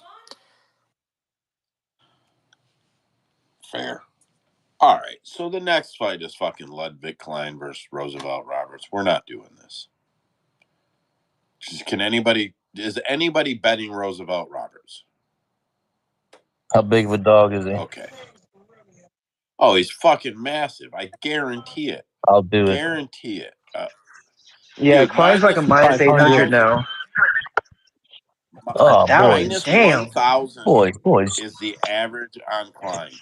33 When books. did Ludovít Klein become a Plus, killer? Is what I want to know. I get it. Roosevelt Roberts isn't some like isn't even a household name, but Ludovít Klein is not like this big monster killer. He had one big knockout in the last fight. I might be wrong. I need to look at it before I start talking out my ass. couple fights ago, but he's still going to win. Let me see. Ludovít Klein. It was 2 fights ago. He knocked Yeah, out so someone. he's largely a decision machine in the UFC, outside of a KO of Shane Young early in his career, and then whoever the fuck Cunningham is. Yeah, man, like he's durable. He'll be there for the 3 rounds, but he's not a killer, man. I'll take a shot on Roberts. Probably I mean, I guess it'll be Roberts' decision. I don't think he's gonna finish him, but Fuck it, why not? At that big of Yeah, odds. no, the biggest threat he's got is the jab. Y'all are crazy. Y'all are Trace, you nuts. just send that money to me, brother, because That's you yeah, 100%. Roosevelt. Hey, you know what? You gotta give Klein me better. might You gotta not give me better be odds than the bookies, bro. Klein might not be a fucking one punch KO killer like that, but real ones know how good he is, and I've been on his side since day one. Ain't that right, Mike? I don't know if you better agree with me, son of a bitch. Uh, Klein's a goat in the No, making. Just get behind him. yeah, he's good, but I've been wrong on him before. Nah, bros, it's Roosevelt Roberts. It's not that it's Ludwig Klein. It's that it's Roosevelt Roberts, man. Look, He he is already not he already getting beat no up a done. Cunningham. He can't beat up a Roosevelt too. You can only take out so many proper names. Listen, bro, how old is Roosevelt Roberts? Damn, that's it. Yeah. He got it rough. He's fucking 30. I thought he was going to be closer to 40. They call him the Predator. I don't know why. Sub, KO, guillotine, sub. Bruh, yeah, we're not doing all right. Next fight up on this card is. I should have been ready, man. I was too busy bitching about Roosevelt Roberts. Oumar Sy versus Don Jung. I think I say that shit right. And if I don't, man, I don't care. I'm trying my best, guys. What do I got here? So Jung is plus 348, 30 books, 7 days. Oumar Sy minus 476. You can see him as bad as minus 560. Fuck. Ain't no money to be made there. Ain't nobody betting no fucking Jung. Trace, are you betting this fight? Hell no.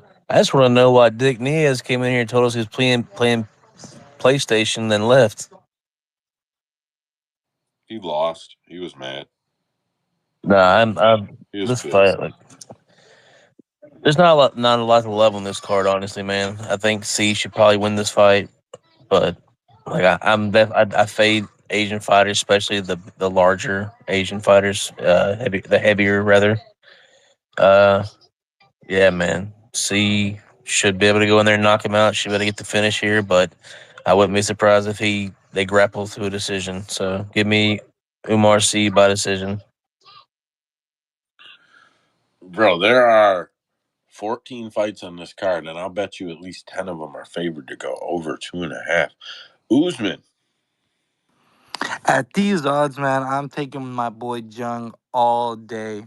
We already know that Sabadu is the good brother, so that means this guy's the shitbird. A win over Tukos Tokos, it ain't doing nothing for me. Give me my boy Daun Jung to get this guy knocked the hell out at these crazy odds. Good luck. Take the knockout. You probably get plus 1,000. Mike, what are you betting? I'm actually with Trace. I'm on Sadabu C by decision. Look, man, Sadabu. He I said mean Sadabu Sabadu. He C. said Sabadu. Umar C, man. I'm on Umar C, man. He's just way too good at getting to the hips. Like I don't think that can like I can't express how good he is at really he just goes for it and he never fails. He gets his hands under the butt and he just fucking he takes them for a ride. And I think Jung defensive grappling is like a little bit underlooked. He is really good defensively, and I think he's gonna make Umar C work, and I think he's gonna make him work to a decision. So Umar C by decision plus 235. I'm on that. Not bad. Good way to get him at some decent money there. I'll say that. Take him by the decision, get him at plus 235. That's a nice way to get him. Up next, Ian Cutelaba versus. No, wait, Trace. Wait, never mind. Up next, Ian Cutelaba versus Ivan Erslan.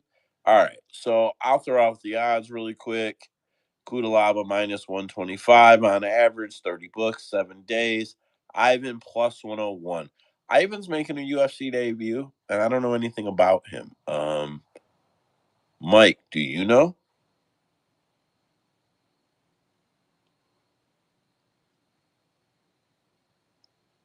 Nothing. Trace, do you know about Ivan Erslan? Nah, not really, man. I'm sure Mike's got something for it. Oh, there he goes. Mike, you know about Ivan Erslan? Yeah, man, I did some tape study. Dude's aggressive, man. This fight is definitely an under fight to go. As far as who's gonna win, that's kind of a toss up. They're both fucking they're both really bad defensively, but really just aggressive offensively. So it's a matter of who's gonna just land that big shot first. I think Cutelaba has shown he can take a shot more now, and I think even though early in his career his cardio wasn't there, he has shown that he is able to push forward through for like 2 or 3 rounds now. So I'm favorite leaning towards Cutelaba via knockout. I think the under is probably just the best play though. Yeah, under is always feels like the play, but I skip Cutelaba fights because of that. He always makes me want to play the fucking under, bro. Always, always, always makes me want to play the under. And yeah, he burns me when I do. Fuck him. That's all I'm gonna say. Um, Trace, I knew it threw you to you, but you didn't have nothing on him. Are you actually playing anything on this fight or just skipping? No, I didn't do any tape study on this fight, so skip for me. Usman, what are you playing? Just Cutelaba. Just Cutelaba. Fair enough. Up next, Ziam versus Matt Frevola. Now we're getting into bangers. Now we're getting into pretty good fights. Matt Frevola minus 130 plus 104, or I'm sorry, minus 130 for Faraz, plus 104 for Matt. Those are the averages over 33 books for 7 days. I really like Matt. You know, he's one of those guys who he's definitely got some traction on social media, but hasn't become like a superstar. So he's not out of touch like with guys like us. You know what I mean? So I always root for him. I think Matt's going to have a really hard time here. The over 2.5 is set at minus 135. The under plus 105. If I'm being honest, I'm probably going to look at the over 1.5 alternate if I'm trying to get to a 6 or a 7 leg here. And I'd probably sweat that a little bit. Frevola can get in there and get it done. But I think Ziam is probably likely to take him the distance, if I'm being honest. Trace. Steamroller Frevola inside the distance, boys. He's gonna take him down and ground and pound the shit out of him, or probably submit him. I think he takes. I think we see him wrestle here. I think he gets back to his roots a little bit and tries to get away from being the one punch knockout artist that he became, and going back to being a mixed martial artist. I think he goes in here takes the path of least resistance, which would be the grappling. Wouldn't be surprised if he gets a submission here either. CM's been submitted in the past. Yeah, I like Frevola here a good bit actually. Nice, because I'd like to see him win. Not enough to bet on him, but I'd still like to see him win. Usman. Go to Mike. I'll be right back. Run, motherfucker, run! Mike. Okay, so yeah, I think Ziam is the rightful favorite. He's just a better striker, and I what gets me is that Frevola hasn't really led with a wrestling game plan in like I think it's been like 3 or 4 years. Mostly he's just trying to strike. He'll only wrestle if his opponent wrestles. And I'm just like I something that tells me like he has to know that the wrestling is the clear path to victory against Ziam because he is the better wrestler. He should be able to get him down and control him for a decision win if not a submission win. So even though Ziam's the favorite, I'm going with Frevola because it's there. It's right there. Like you can see it. Like if he just wrestles him, he wins. I can't disagree with you at all. And Trey saying he thinks he gets back to the roots. I don't know, man. I'm still not betting it. Usman, are you back yet? Yeah, I am back, and Frevola is easily one of my most profitable fighters. Every single fight he comes out, it's either a big win or a big lose because I go Frevola money line, I go Frevola inside the distance, KO under and KO one, and even on fights like that Drew Dober one, boy did we make out great. I think he has an ability to win the decision here by the wrestling. I think even we've seen little gains in his striking that's gonna pull fighters into his power punches. Ziam's got a tall man defense. He is the better striker here, but just the ability of Frevola to mix everything up. I'm on Frevola, and I'll be on all those bets, man. Let's go Frevola KO one inside the distance, all that good stuff.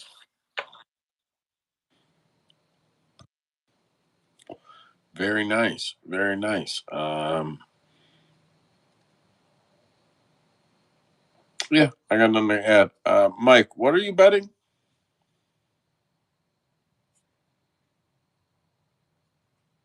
Mike.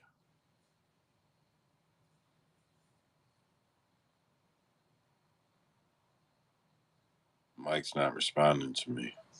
My bad. I lost my phone for a second. I was trying to find it. I'm just betting Frevola. Fair enough. I just all right. Fair enough. Okay. So up next is Morgan Cherie. I think I say that right, or Charriere, and Gabriel Miranda. I don't know why, man. Are they both from Paris or something? What the fuck? Um, yeah. So we've seen them lose to good guys, and we've seen them beat guys that aren't that good. Uh, that's yeah, whatever. This fight is way out of place. Plus 466 on Miranda. Charriere minus 714. The over 1.5 minus 150. The under plus 120. 30 books, 7 days. I don't think this fight should be where it's at. I can't say that I remember Gabriel Miranda enough to fade him or bet him at that rate. God damn, what a crazy line. Trace. Yeah, let me take this for you, buddy. So Miranda is the guy that we saw against Benoit Saint-Denis. That was a submission guy that basically was a round one. Basically, it's a oh shit, what's his name? Gabriel Miranda fight. He is extremely dangerous in round one. He's going to come at you with forward aggression. He's going to try to get in there and mix it up, try to get you to the ground so he can submit you. Nasty as fuck on the ground, but has round one cardio, and that's about it. After round one, it doesn't really matter who he's fighting. They're probably going to finish him. So yeah, it's Miranda submission round one, Charriere round two, round three KO. Simple. Very nice. You happen to know the odds on any of those I yet? do not. Too early. Too early. Too early. It's fucking Tuesday night. Usman, you betting this fight? I'm not going to touch this one at all, considering the odds. I'm just confused. Isn't Charriere a 135er that went up to fight Chepe at 145 for a fight that was late notice? Chepe beat his ass, right? It was a good fight. People say it's controversial, but I was on Chepe, and I gave it to him. But like my question is didn't he just come up to 145 just because it was last minute and Miranda is a 155er? Like what the fuck's going on here? I don't know. Cool. I'm not Maybe I'm he not touching this one. maybe Miranda's a I'm trying to 55er that's click. moving down to 45, hoping to find success with guys that presumably don't hit as hard. So I'm trying to see where he's fought 4. All right, hold on. So Gabriel Miranda was at 145 against Shane Young. And then he fought at I'm sure 155 against BSD, right? Had to be. What the fuck is that? Yeah, so that was lightweight. So it looks like he was I don't know if he goes up to 155 or goes down to 145. That I cannot tell you for sure. But he definitely does both. And then if we go over to Morgan, he fought Chepe at 145, and he fought Milano. I don't know how to say that guy's name. Malolo. Zucchini. Yeah, Zucchini. He fought his ass at 1. I'm actually going through the cards to find these. At 145. So it looks like maybe just Gabriel Miranda comes down. But either way, Miranda's probably the bigger guy, but Morgan is a huge fucking favorite. Mike, what are you betting? Yeah, I mean, Morgan Charriere, however you say his name, he's the rightful favorite. The odds are where it's at now is due to money because, everyone's on him. But I think I'm in agreement with Trace. I think either Miranda's going to submit him in the first round. That's the best bet for Miranda if you're going to get him. But after that, Charriere's striking and wrestling is just going to take over. Charriere is way more well rounded. He can keep the cardio and he's a finisher. He has those finishing instincts. So I think he's eventually going to get it done probably round 2, round 3. I'm actually on the over on that fight, the over 1.5. Very nice. Very nice. All right, that's the whole team. Up next, Kevin Jousset versus Bryan Battle. Man, I'm crazy curious to see what the odds are on this fight because I have not looked. I assume Battle is going to Yo, be a Mike or decent Joe, my favorite. phone's definitely gonna die. So if I cut it out, that's why. All right, that's cool, bud. Bryan Battle minus 182. Kevin Jousset plus 146. The over 2.5 is minus 200. The under is plus 160. Man, I like Bryan Battle here, but I'll be honest. Jousset's looked good in both of the fights that I've seen him fight. So, man, I want to say that I'll take Bryan Battle, but if I'm actually putting in the parlay and I skip it, uh, don't don't be mad at me. I'm telling you now, I might skip that one in the lay. Trace, I know you're gonna die soon here. Or no, your phone gonna die here soon. So tell me what you got on this one. Yeah, I'm a Bryan Battle truther. I've been a fan since since the tough show. I think he probably goes out there, probably outworks him, probably just pushes forward and puts a pace on it and wins a decision. Wouldn't be surprised if a late round finish. Yeah, give me Bryan Battle. Give me Bryan Battle the over. Yeah, give me Bryan Battle by decision. Fair enough. Usman, Bryan Battle. Go to Mike.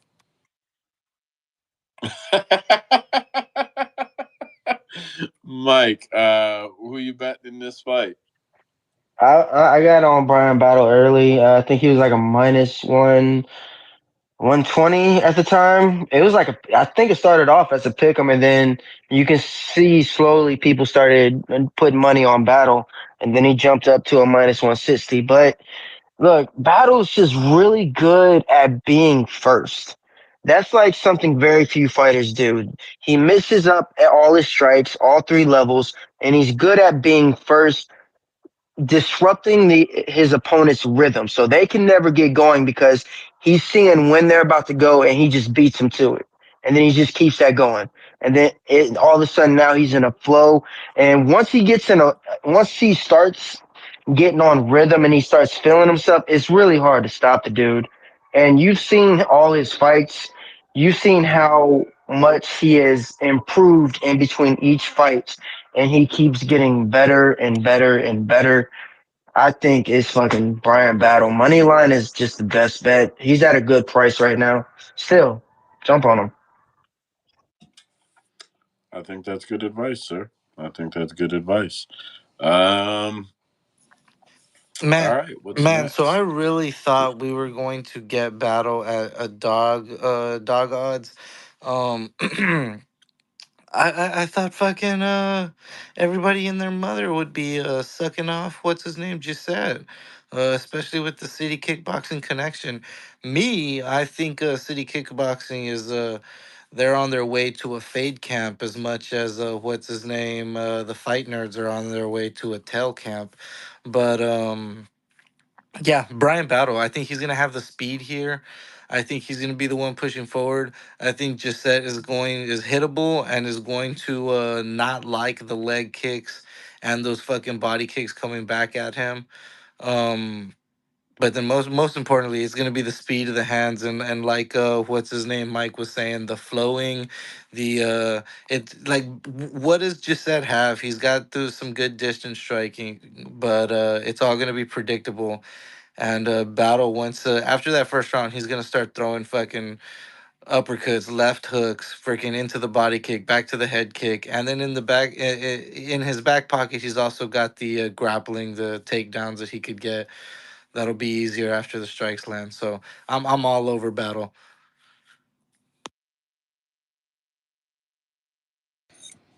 Jeez, bro, you could have just said I really like Brian Battle. You know I gotta back up the tough. Come on, boy.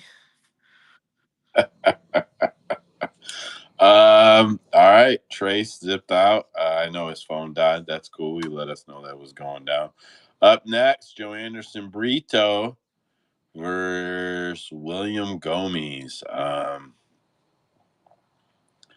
I think this will be a good fight. I'd say, man, see, they're all out of fucking order. That pisses me off. Okay, minus 294 on Joanderson, plus 227 on Gomis. The over 2.5 is minus 120. The under is minus 110. Uh, man, I thought I was going to get Brito at like something slick, like minus 150, minus 125, because people are so high on Gomis and he's going to be the bigger guy. Um, I really thought I was going to see some slick ass line on Brito. He's minus 300 because he should be. I'll be honest, he's a minus 400 to me, in my opinion. He's underpriced. Yeah, he's underpriced in my opinion. I like William as much as anybody else. I don't have a problem with him, but Anderson just outworks him, outpaces him, outgrapples him. Uh, Probably fucking outstrikes him too. This is a bad look for Gomis, in my opinion. I'm not. I mean, I get why he took the fight, but I'm not sure what he's seen when he said, "Yeah, I'll take this fight." Mike, what are you playing here? Look, man, I tried to look so hard at any way that Gomez can win this fight because I'm such a fan. He's not going to win this fight. Gomez, like, the only way he wins is if Joe Anderson Brito decides to just strike with him only because Gomez has really slick defensive footwork and really fast kicks that I think are going to be a huge problem. But because he's so kick heavy, I think that kind of favors Brito even more because he's going to be aggressive. He's going to throw those heavy wide strikes, but they're going to set up. He's going to be able to pressure Gomez to where he wants him to be and then take him down. And I honestly think he submits him very easily. So I'm on Brito by submission. Very nice. It's probably a good play. You know what line you're getting on it by any chance? No, but I got the odds up right now. Let's see. Brito by submission is plus 250. Ooh, I might as well throw a little bit on that right now. The only thing I would critique is that outside of reach, I don't think Gomis has a huge advantage in the striking, bro. Like I think in a heated exchange where you have to throw punches very quickly, Brito wins, in my opinion. Just man, And it's I don't because of the know. I'm pressure not so telling you you're much. wrong. Y- And, Yeah, like I'm and not it's because of telling the you you're pressure. wrong. I just feel like yeah, and you know what he's really good at? He's really good at like that big brother step in when you start throwing with him where he's coming forward, but he has like that big brother feel where he's taking big steps at guys and getting right in their space. Not inch, not foot by foot, where he's taking full strides right into guys' space and then planning. Yeah, I think if William tries to plant and strike with him, he might find himself fucking eyes up, bro. He might go down. Usman, what are you betting in this fight? I'm not telling you what I'm betting. I'm telling you that I'm currently building a shrine on hoping William Gomis and Taylor Lapilus get slept this weekend. So I'll let that tell you what I'm betting.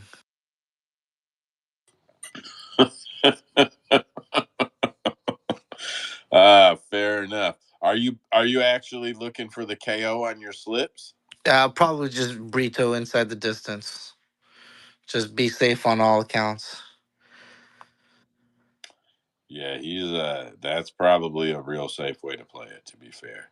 Uh I think Rito inside the distance is fucking nice though. Um all right, we've hammered on that a little bit. Let's see. Ooh, Trace Picks Fights is back.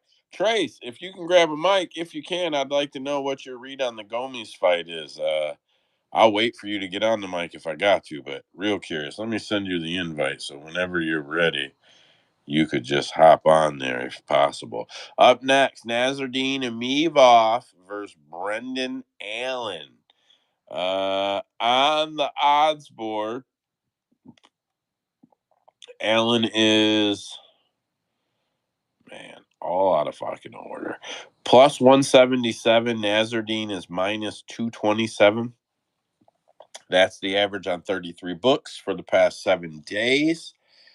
Minus 145 for the over, 2.5. Plus 115 for the under.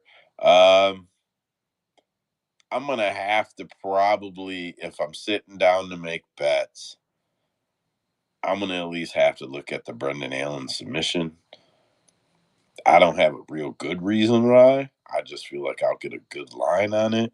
And that shit is very possible. Usman, why don't you tell me what you are playing on this fight? I wish this was 5 rounds so we had more time for Brendan Allen to figure something out and pull it out. I think Nasruddin is the rightful favorite, but I'll be on Brendan Allen, man. Give me Brendan Allen split decision. Brendan Allen inside the distance, and we'll just leave it like that, man. Let's just hope and pray.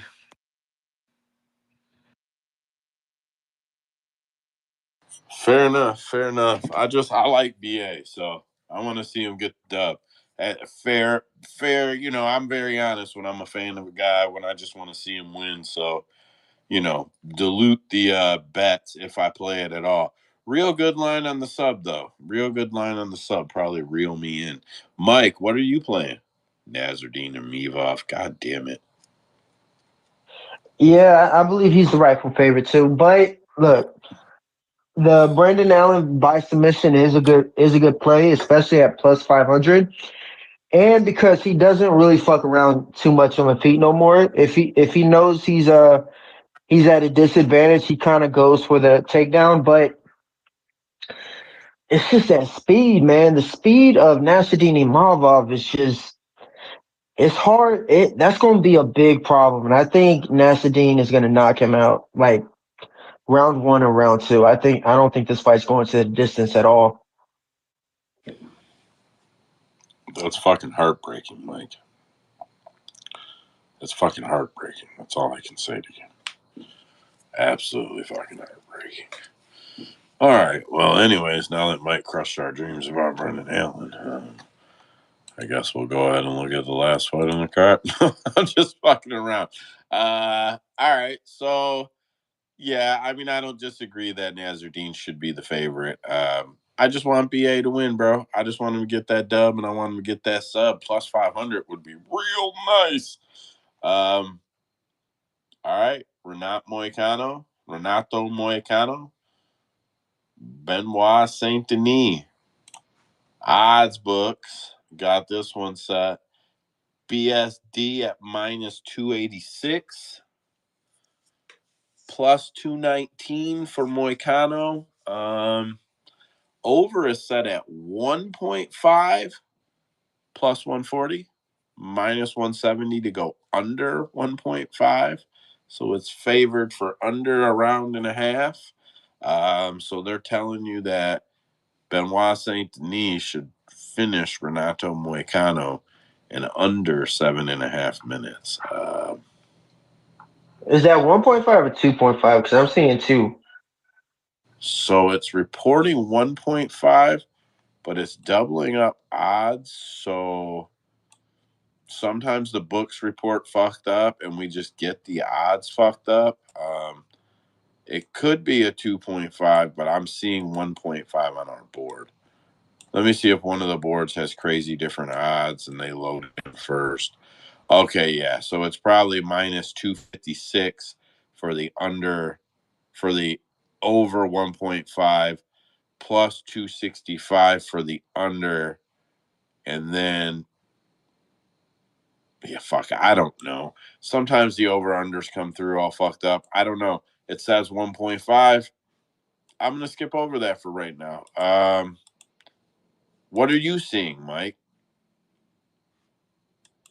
Same line for Um, 2.5? yeah, I'm seeing the 2.5. 170 for under 2.5 plus 140 for over. Yeah, so someone's probably just got it fucked up down here. I'll tell you who it is right now. I bet you. It's probably these fucking nerds. Yeah, Betfair. They're always fucking up what is retrieved, bro. It pisses me off. Anyways, yeah, I mean they're still saying that Benoit should finish him uh under 2.5. I don't disagree with that, but I'm not betting that shit. If I bet anything on this fight, I'm gonna take the dog, but I'm gonna take the dog money on the over. I don't think Renato can win. I just think he can survive. So I think dog money on the over might be a sweet play here. Maybe I'll do if I do a full parlay, I'll end it with this and then play it with it and play it without it. But I gotta say, I think that the over is probably a sweet play at plus money, man. Mike, tell me why I'm crazy. Because BSD's pressure and just overall pace is gonna. That's just a hard thing to deal with, and I think Renato Moicano is not that guy that's going to be able to deal with it. I think he's going to get finished by round two. But let's say if he does survive, then I have a little sprinkle bet for that just in case because Moicano is no joke on the feet.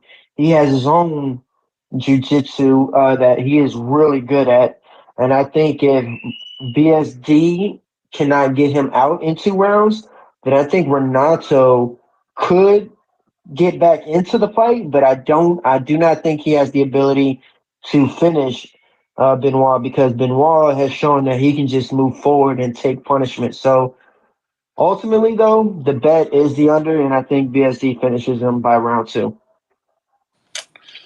I'm not mad at it, but I still think I'm gonna stab that over. Usman, what are you betting, bro? So I don't know if I'll get there by the time Saturday comes. I'm probably gonna be busy during those cards. So if I've learned anything, it's don't fucking bet while I'm busy because I end up just doing stupid shit. Man, I want to get there on Hanato, man. We know Benoit is he's hittable as hell. Um, the dude's super strong, but we know Hanato can at least somewhat match the grappling and the jiu-jitsu. Hanato's got power. He's got a little bit of accuracy on him. Um, like technique for technique, I think we give it to Hinato in the striking. They're pretty damn equal on the ground. It's just fucking BSD's pressure and resilience and just fucking grittiness to put it on your ass. Um, I want to take Hinato for sure. Man, I wish I could tell you I'm with you, but I don't think that I can. But I'm still hoping on that over. Listen, here's a fun one. If you take the Perez fight to go over, the Altamirano fight to go over, the Cavalcanti fight to go over, the Lapilus fight to go over, you get plus 210. And Victor Altamirano is probably the only guy that's going to fuck that up for me. If I add the over on the main event, I get plus 645. God damn. I'm probably not going to play that. I'm going to probably play it without the main event, though. Yeah, see, now look what I did. You know, it's like lotto numbers. You're like, oh, well, you said to play the 50-50 and you only played the 505. Fuck me. But I feel like that's pretty good money to take that four piece. I like that one. Usman, what splits are you playing this week? So let me look into that right now. But what I was doing, you're building parlays. I'm building parlays over here. I got an 8 leg for you at plus 1,433. We've got Joe Anderson Brito, Bryan battle, over 1.5 on the Cy Jung fight, over 2.5 on the Ailín Zheleznyakova fight, over 2.5 on the Altamirano fight, over 2.5 on the Cavalcanti fight, Ludovít Klein, and then over 1.5 on the Morgan Charriere fight. Plus 1,433. Yeah, I'm gonna play that right now. Little 8 leg and just pray. As for the splits, let's see. Like, I really don't think we've got much here, man. Um, yeah, I mean, shit. Everything should be a fucking. If you want to take a chance, I mean, maybe a Ailín Pérez split or a draw. It's got to be only the girls, because I mean, if somebody like C gets his grappling going and is actually able to hold down Dawoon Jung, that's just it's gonna be a fucking okay. Check it out. Splits right here. Ailín Pérez, of course, right? Let's look at the number on that one. Man, fucking Bet Online changed everything. Plus 400. You know we gotta hit the over on that just for that. Um Matt Frevola, Faris Ziam. If this is heavily expected to go to the over, the split is at plus 300. Both fighters by split are tied at plus 650. That's always a pretty good sign when you're thinking about going to split. So Frevola and Ziam goes to split plus 300. And then the last one here is Kevin Jousset and Bryan battle to go to split plus 250. And then Jousset by split plus 700, battle by split plus 600. If battle doesn't use his striking, he keeps it on the feet, and Jousset does put his distance on him and keeps him away. I think there's a high chance for that one to go to split, man. So those would be the three ones: battle split, Frivola split, and Ailín Pérez by split. Very nice. Very nice. I like the Perez one for sure. I think that one's real nice. I actually feel like the Altamirano fight could go to split.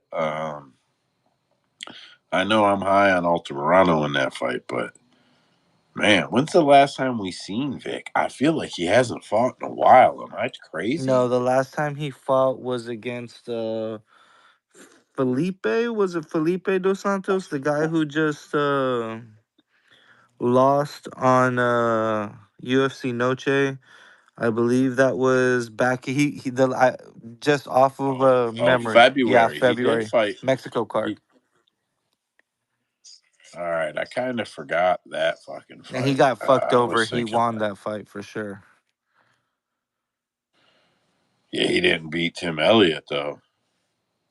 Not a lot of people do. That's fucking fair. All right. I think that's the whole card, man. I guess that's the whole deal for tonight. You boys got anything you want to bring up or get off before we get out of here? Take that as a no. I bought a All right, boat. Cap MMA. What? I bought a boat. That's fucking sweet. I seen your picture, man. Is it ready to go? The dude bought new tires for it, so like for the trailer. So he's gonna get them tires on there, and then it's ready for pickup, man. Sweet. I mean, it's ready. Water ready. Yeah. They took it out this past Saturday. Well, my dad did to go and check it out, see how it runs, all that stuff. Test drive, I guess. Very nice. Very nice. That should be some good times, bro. Um, all right. So congratulations. And I won't go on and on, but I really got this YouTube studio thing coming along. Little setback. I didn't really like the way the wood came out off of some of the other colors. So changed a few things up. Gonna order the cameras today. Didn't because I was doing a million things. Probably get some cameras ordered tomorrow. Start setting up some camera angles on set, and then I'll be able to get you guys over some little videos, and I'll be able to start sending some stuff over. I'm hoping to get Mike doing something with me, Usman, you and Trace. I'm hoping to both get doing stuff. Even if we just do some audio, I'd like to get you guys on some video for some shit. I think that would be a good time. And Dead Picks out there, he's always fucking listening, doing tech, keeping those videos moving. And at least 3 cameras dead, and we'll have to. I don't know exactly how you'll be able to take over my OSB, but that's what we're going to work on, is you being able to take over my OSB. And do it all remotely. So I'm pretty excited. It may take off, it may not, but I'm hoping that it does. I'm a guy who believes that you get out what you put in, and trying to put as much into it as I absolutely can. Mike's got a pretty nice setup already, so won't be real hard to drag his ass in. And then I'm actually doing something to my garage too because my son's in boxing, so I'm kind of doing a little rearranging. I'm setting up a little gym for him, and then I got to find a place to put my studio.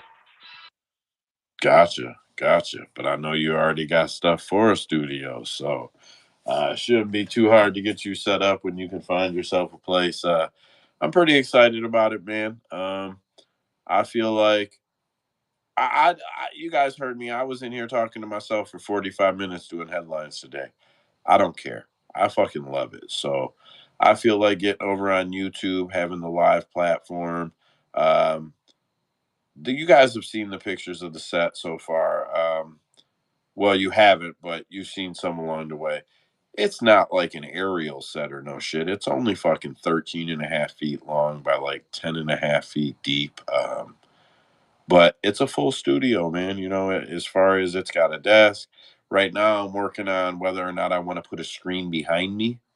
So that way, if I have something, like what I'm thinking is the way we do headlines, a lot of times I seen it at a tweet first. And that tweet might not be the source, but I seen it. And I want to start building shows, at least a segment where we use bookmarks.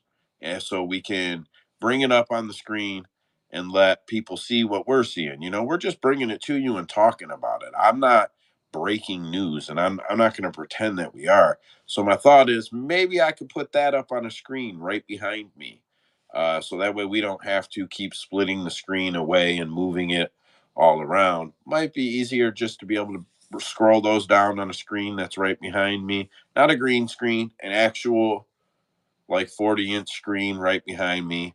Um, I don't know. Still playing around, moving things around, but I'm pretty excited about it. Oh, I see Ozzy in here. I know Ozzy's done some YouTube stuff too, so I wouldn't mind getting him involved a little bit too if we can. I think a lot of Ozzy. I have a high opinion of him, so you know, just whatever it's worth, man. I really I think we can get something moving there. And then I haven't been doing much with the site. I'm gonna get a loading screen added. Some of you guys are in the developer chat. And right now I'm happy just to let the site simmer. It functions pretty well. Few errors here and there. But I'm happy to let it simmer, get a loading screen on the board, and then I'll try to run some adverts.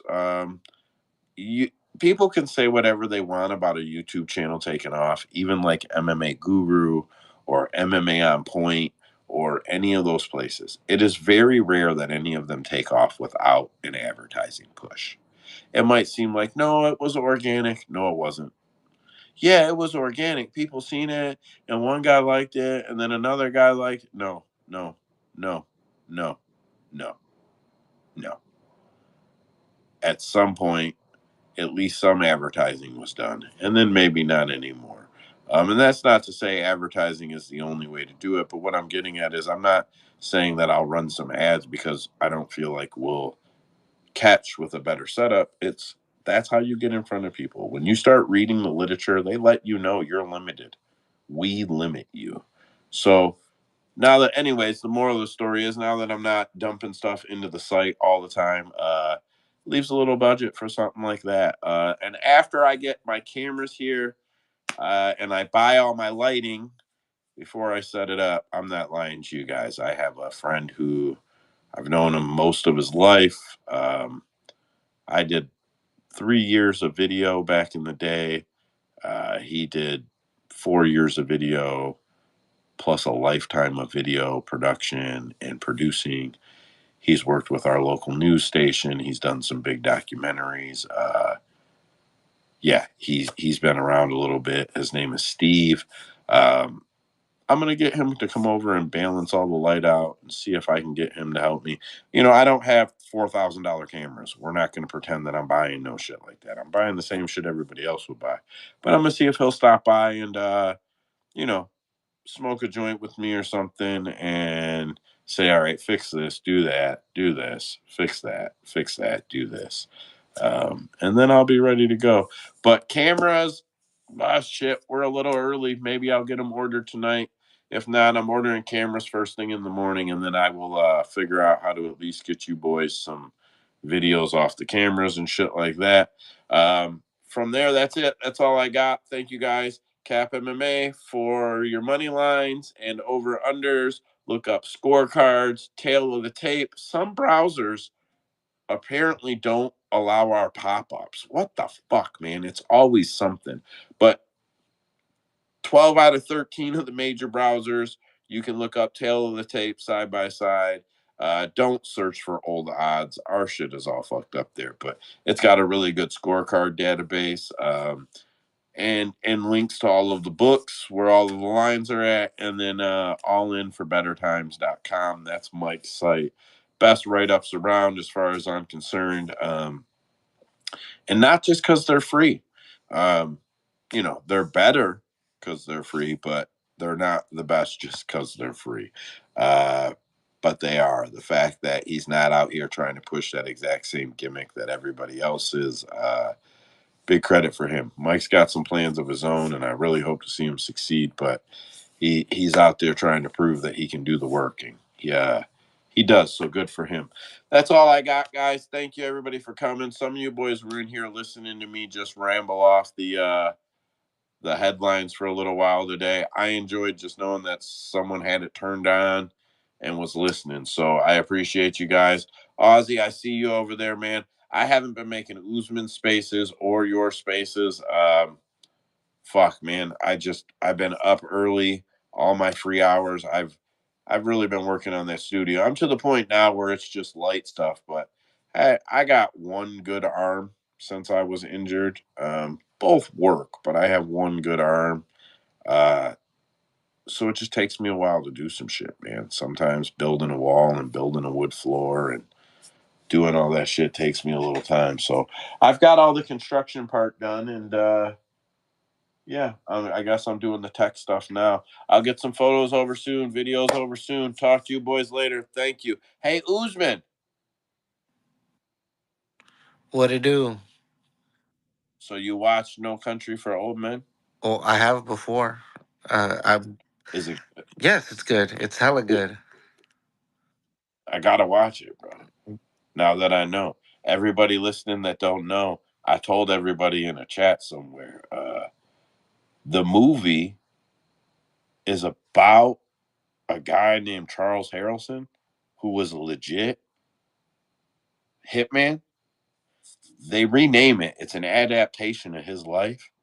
And then Woody Harrelson plays that motherfucker. It's his dad. Woody Harrelson plays his own dad in the movie No Country for Old Men. And Woody Harrelson's dad was an actual fucking hitman. They make reference to like a judge getting taken out or some shit, I'm told. And that's a true story. I'm pumped to see it, man. If it sucks, I'm going to be mad because now I'm all excited about it. Anyways, I babbled on again. Thank you, boys. Later on.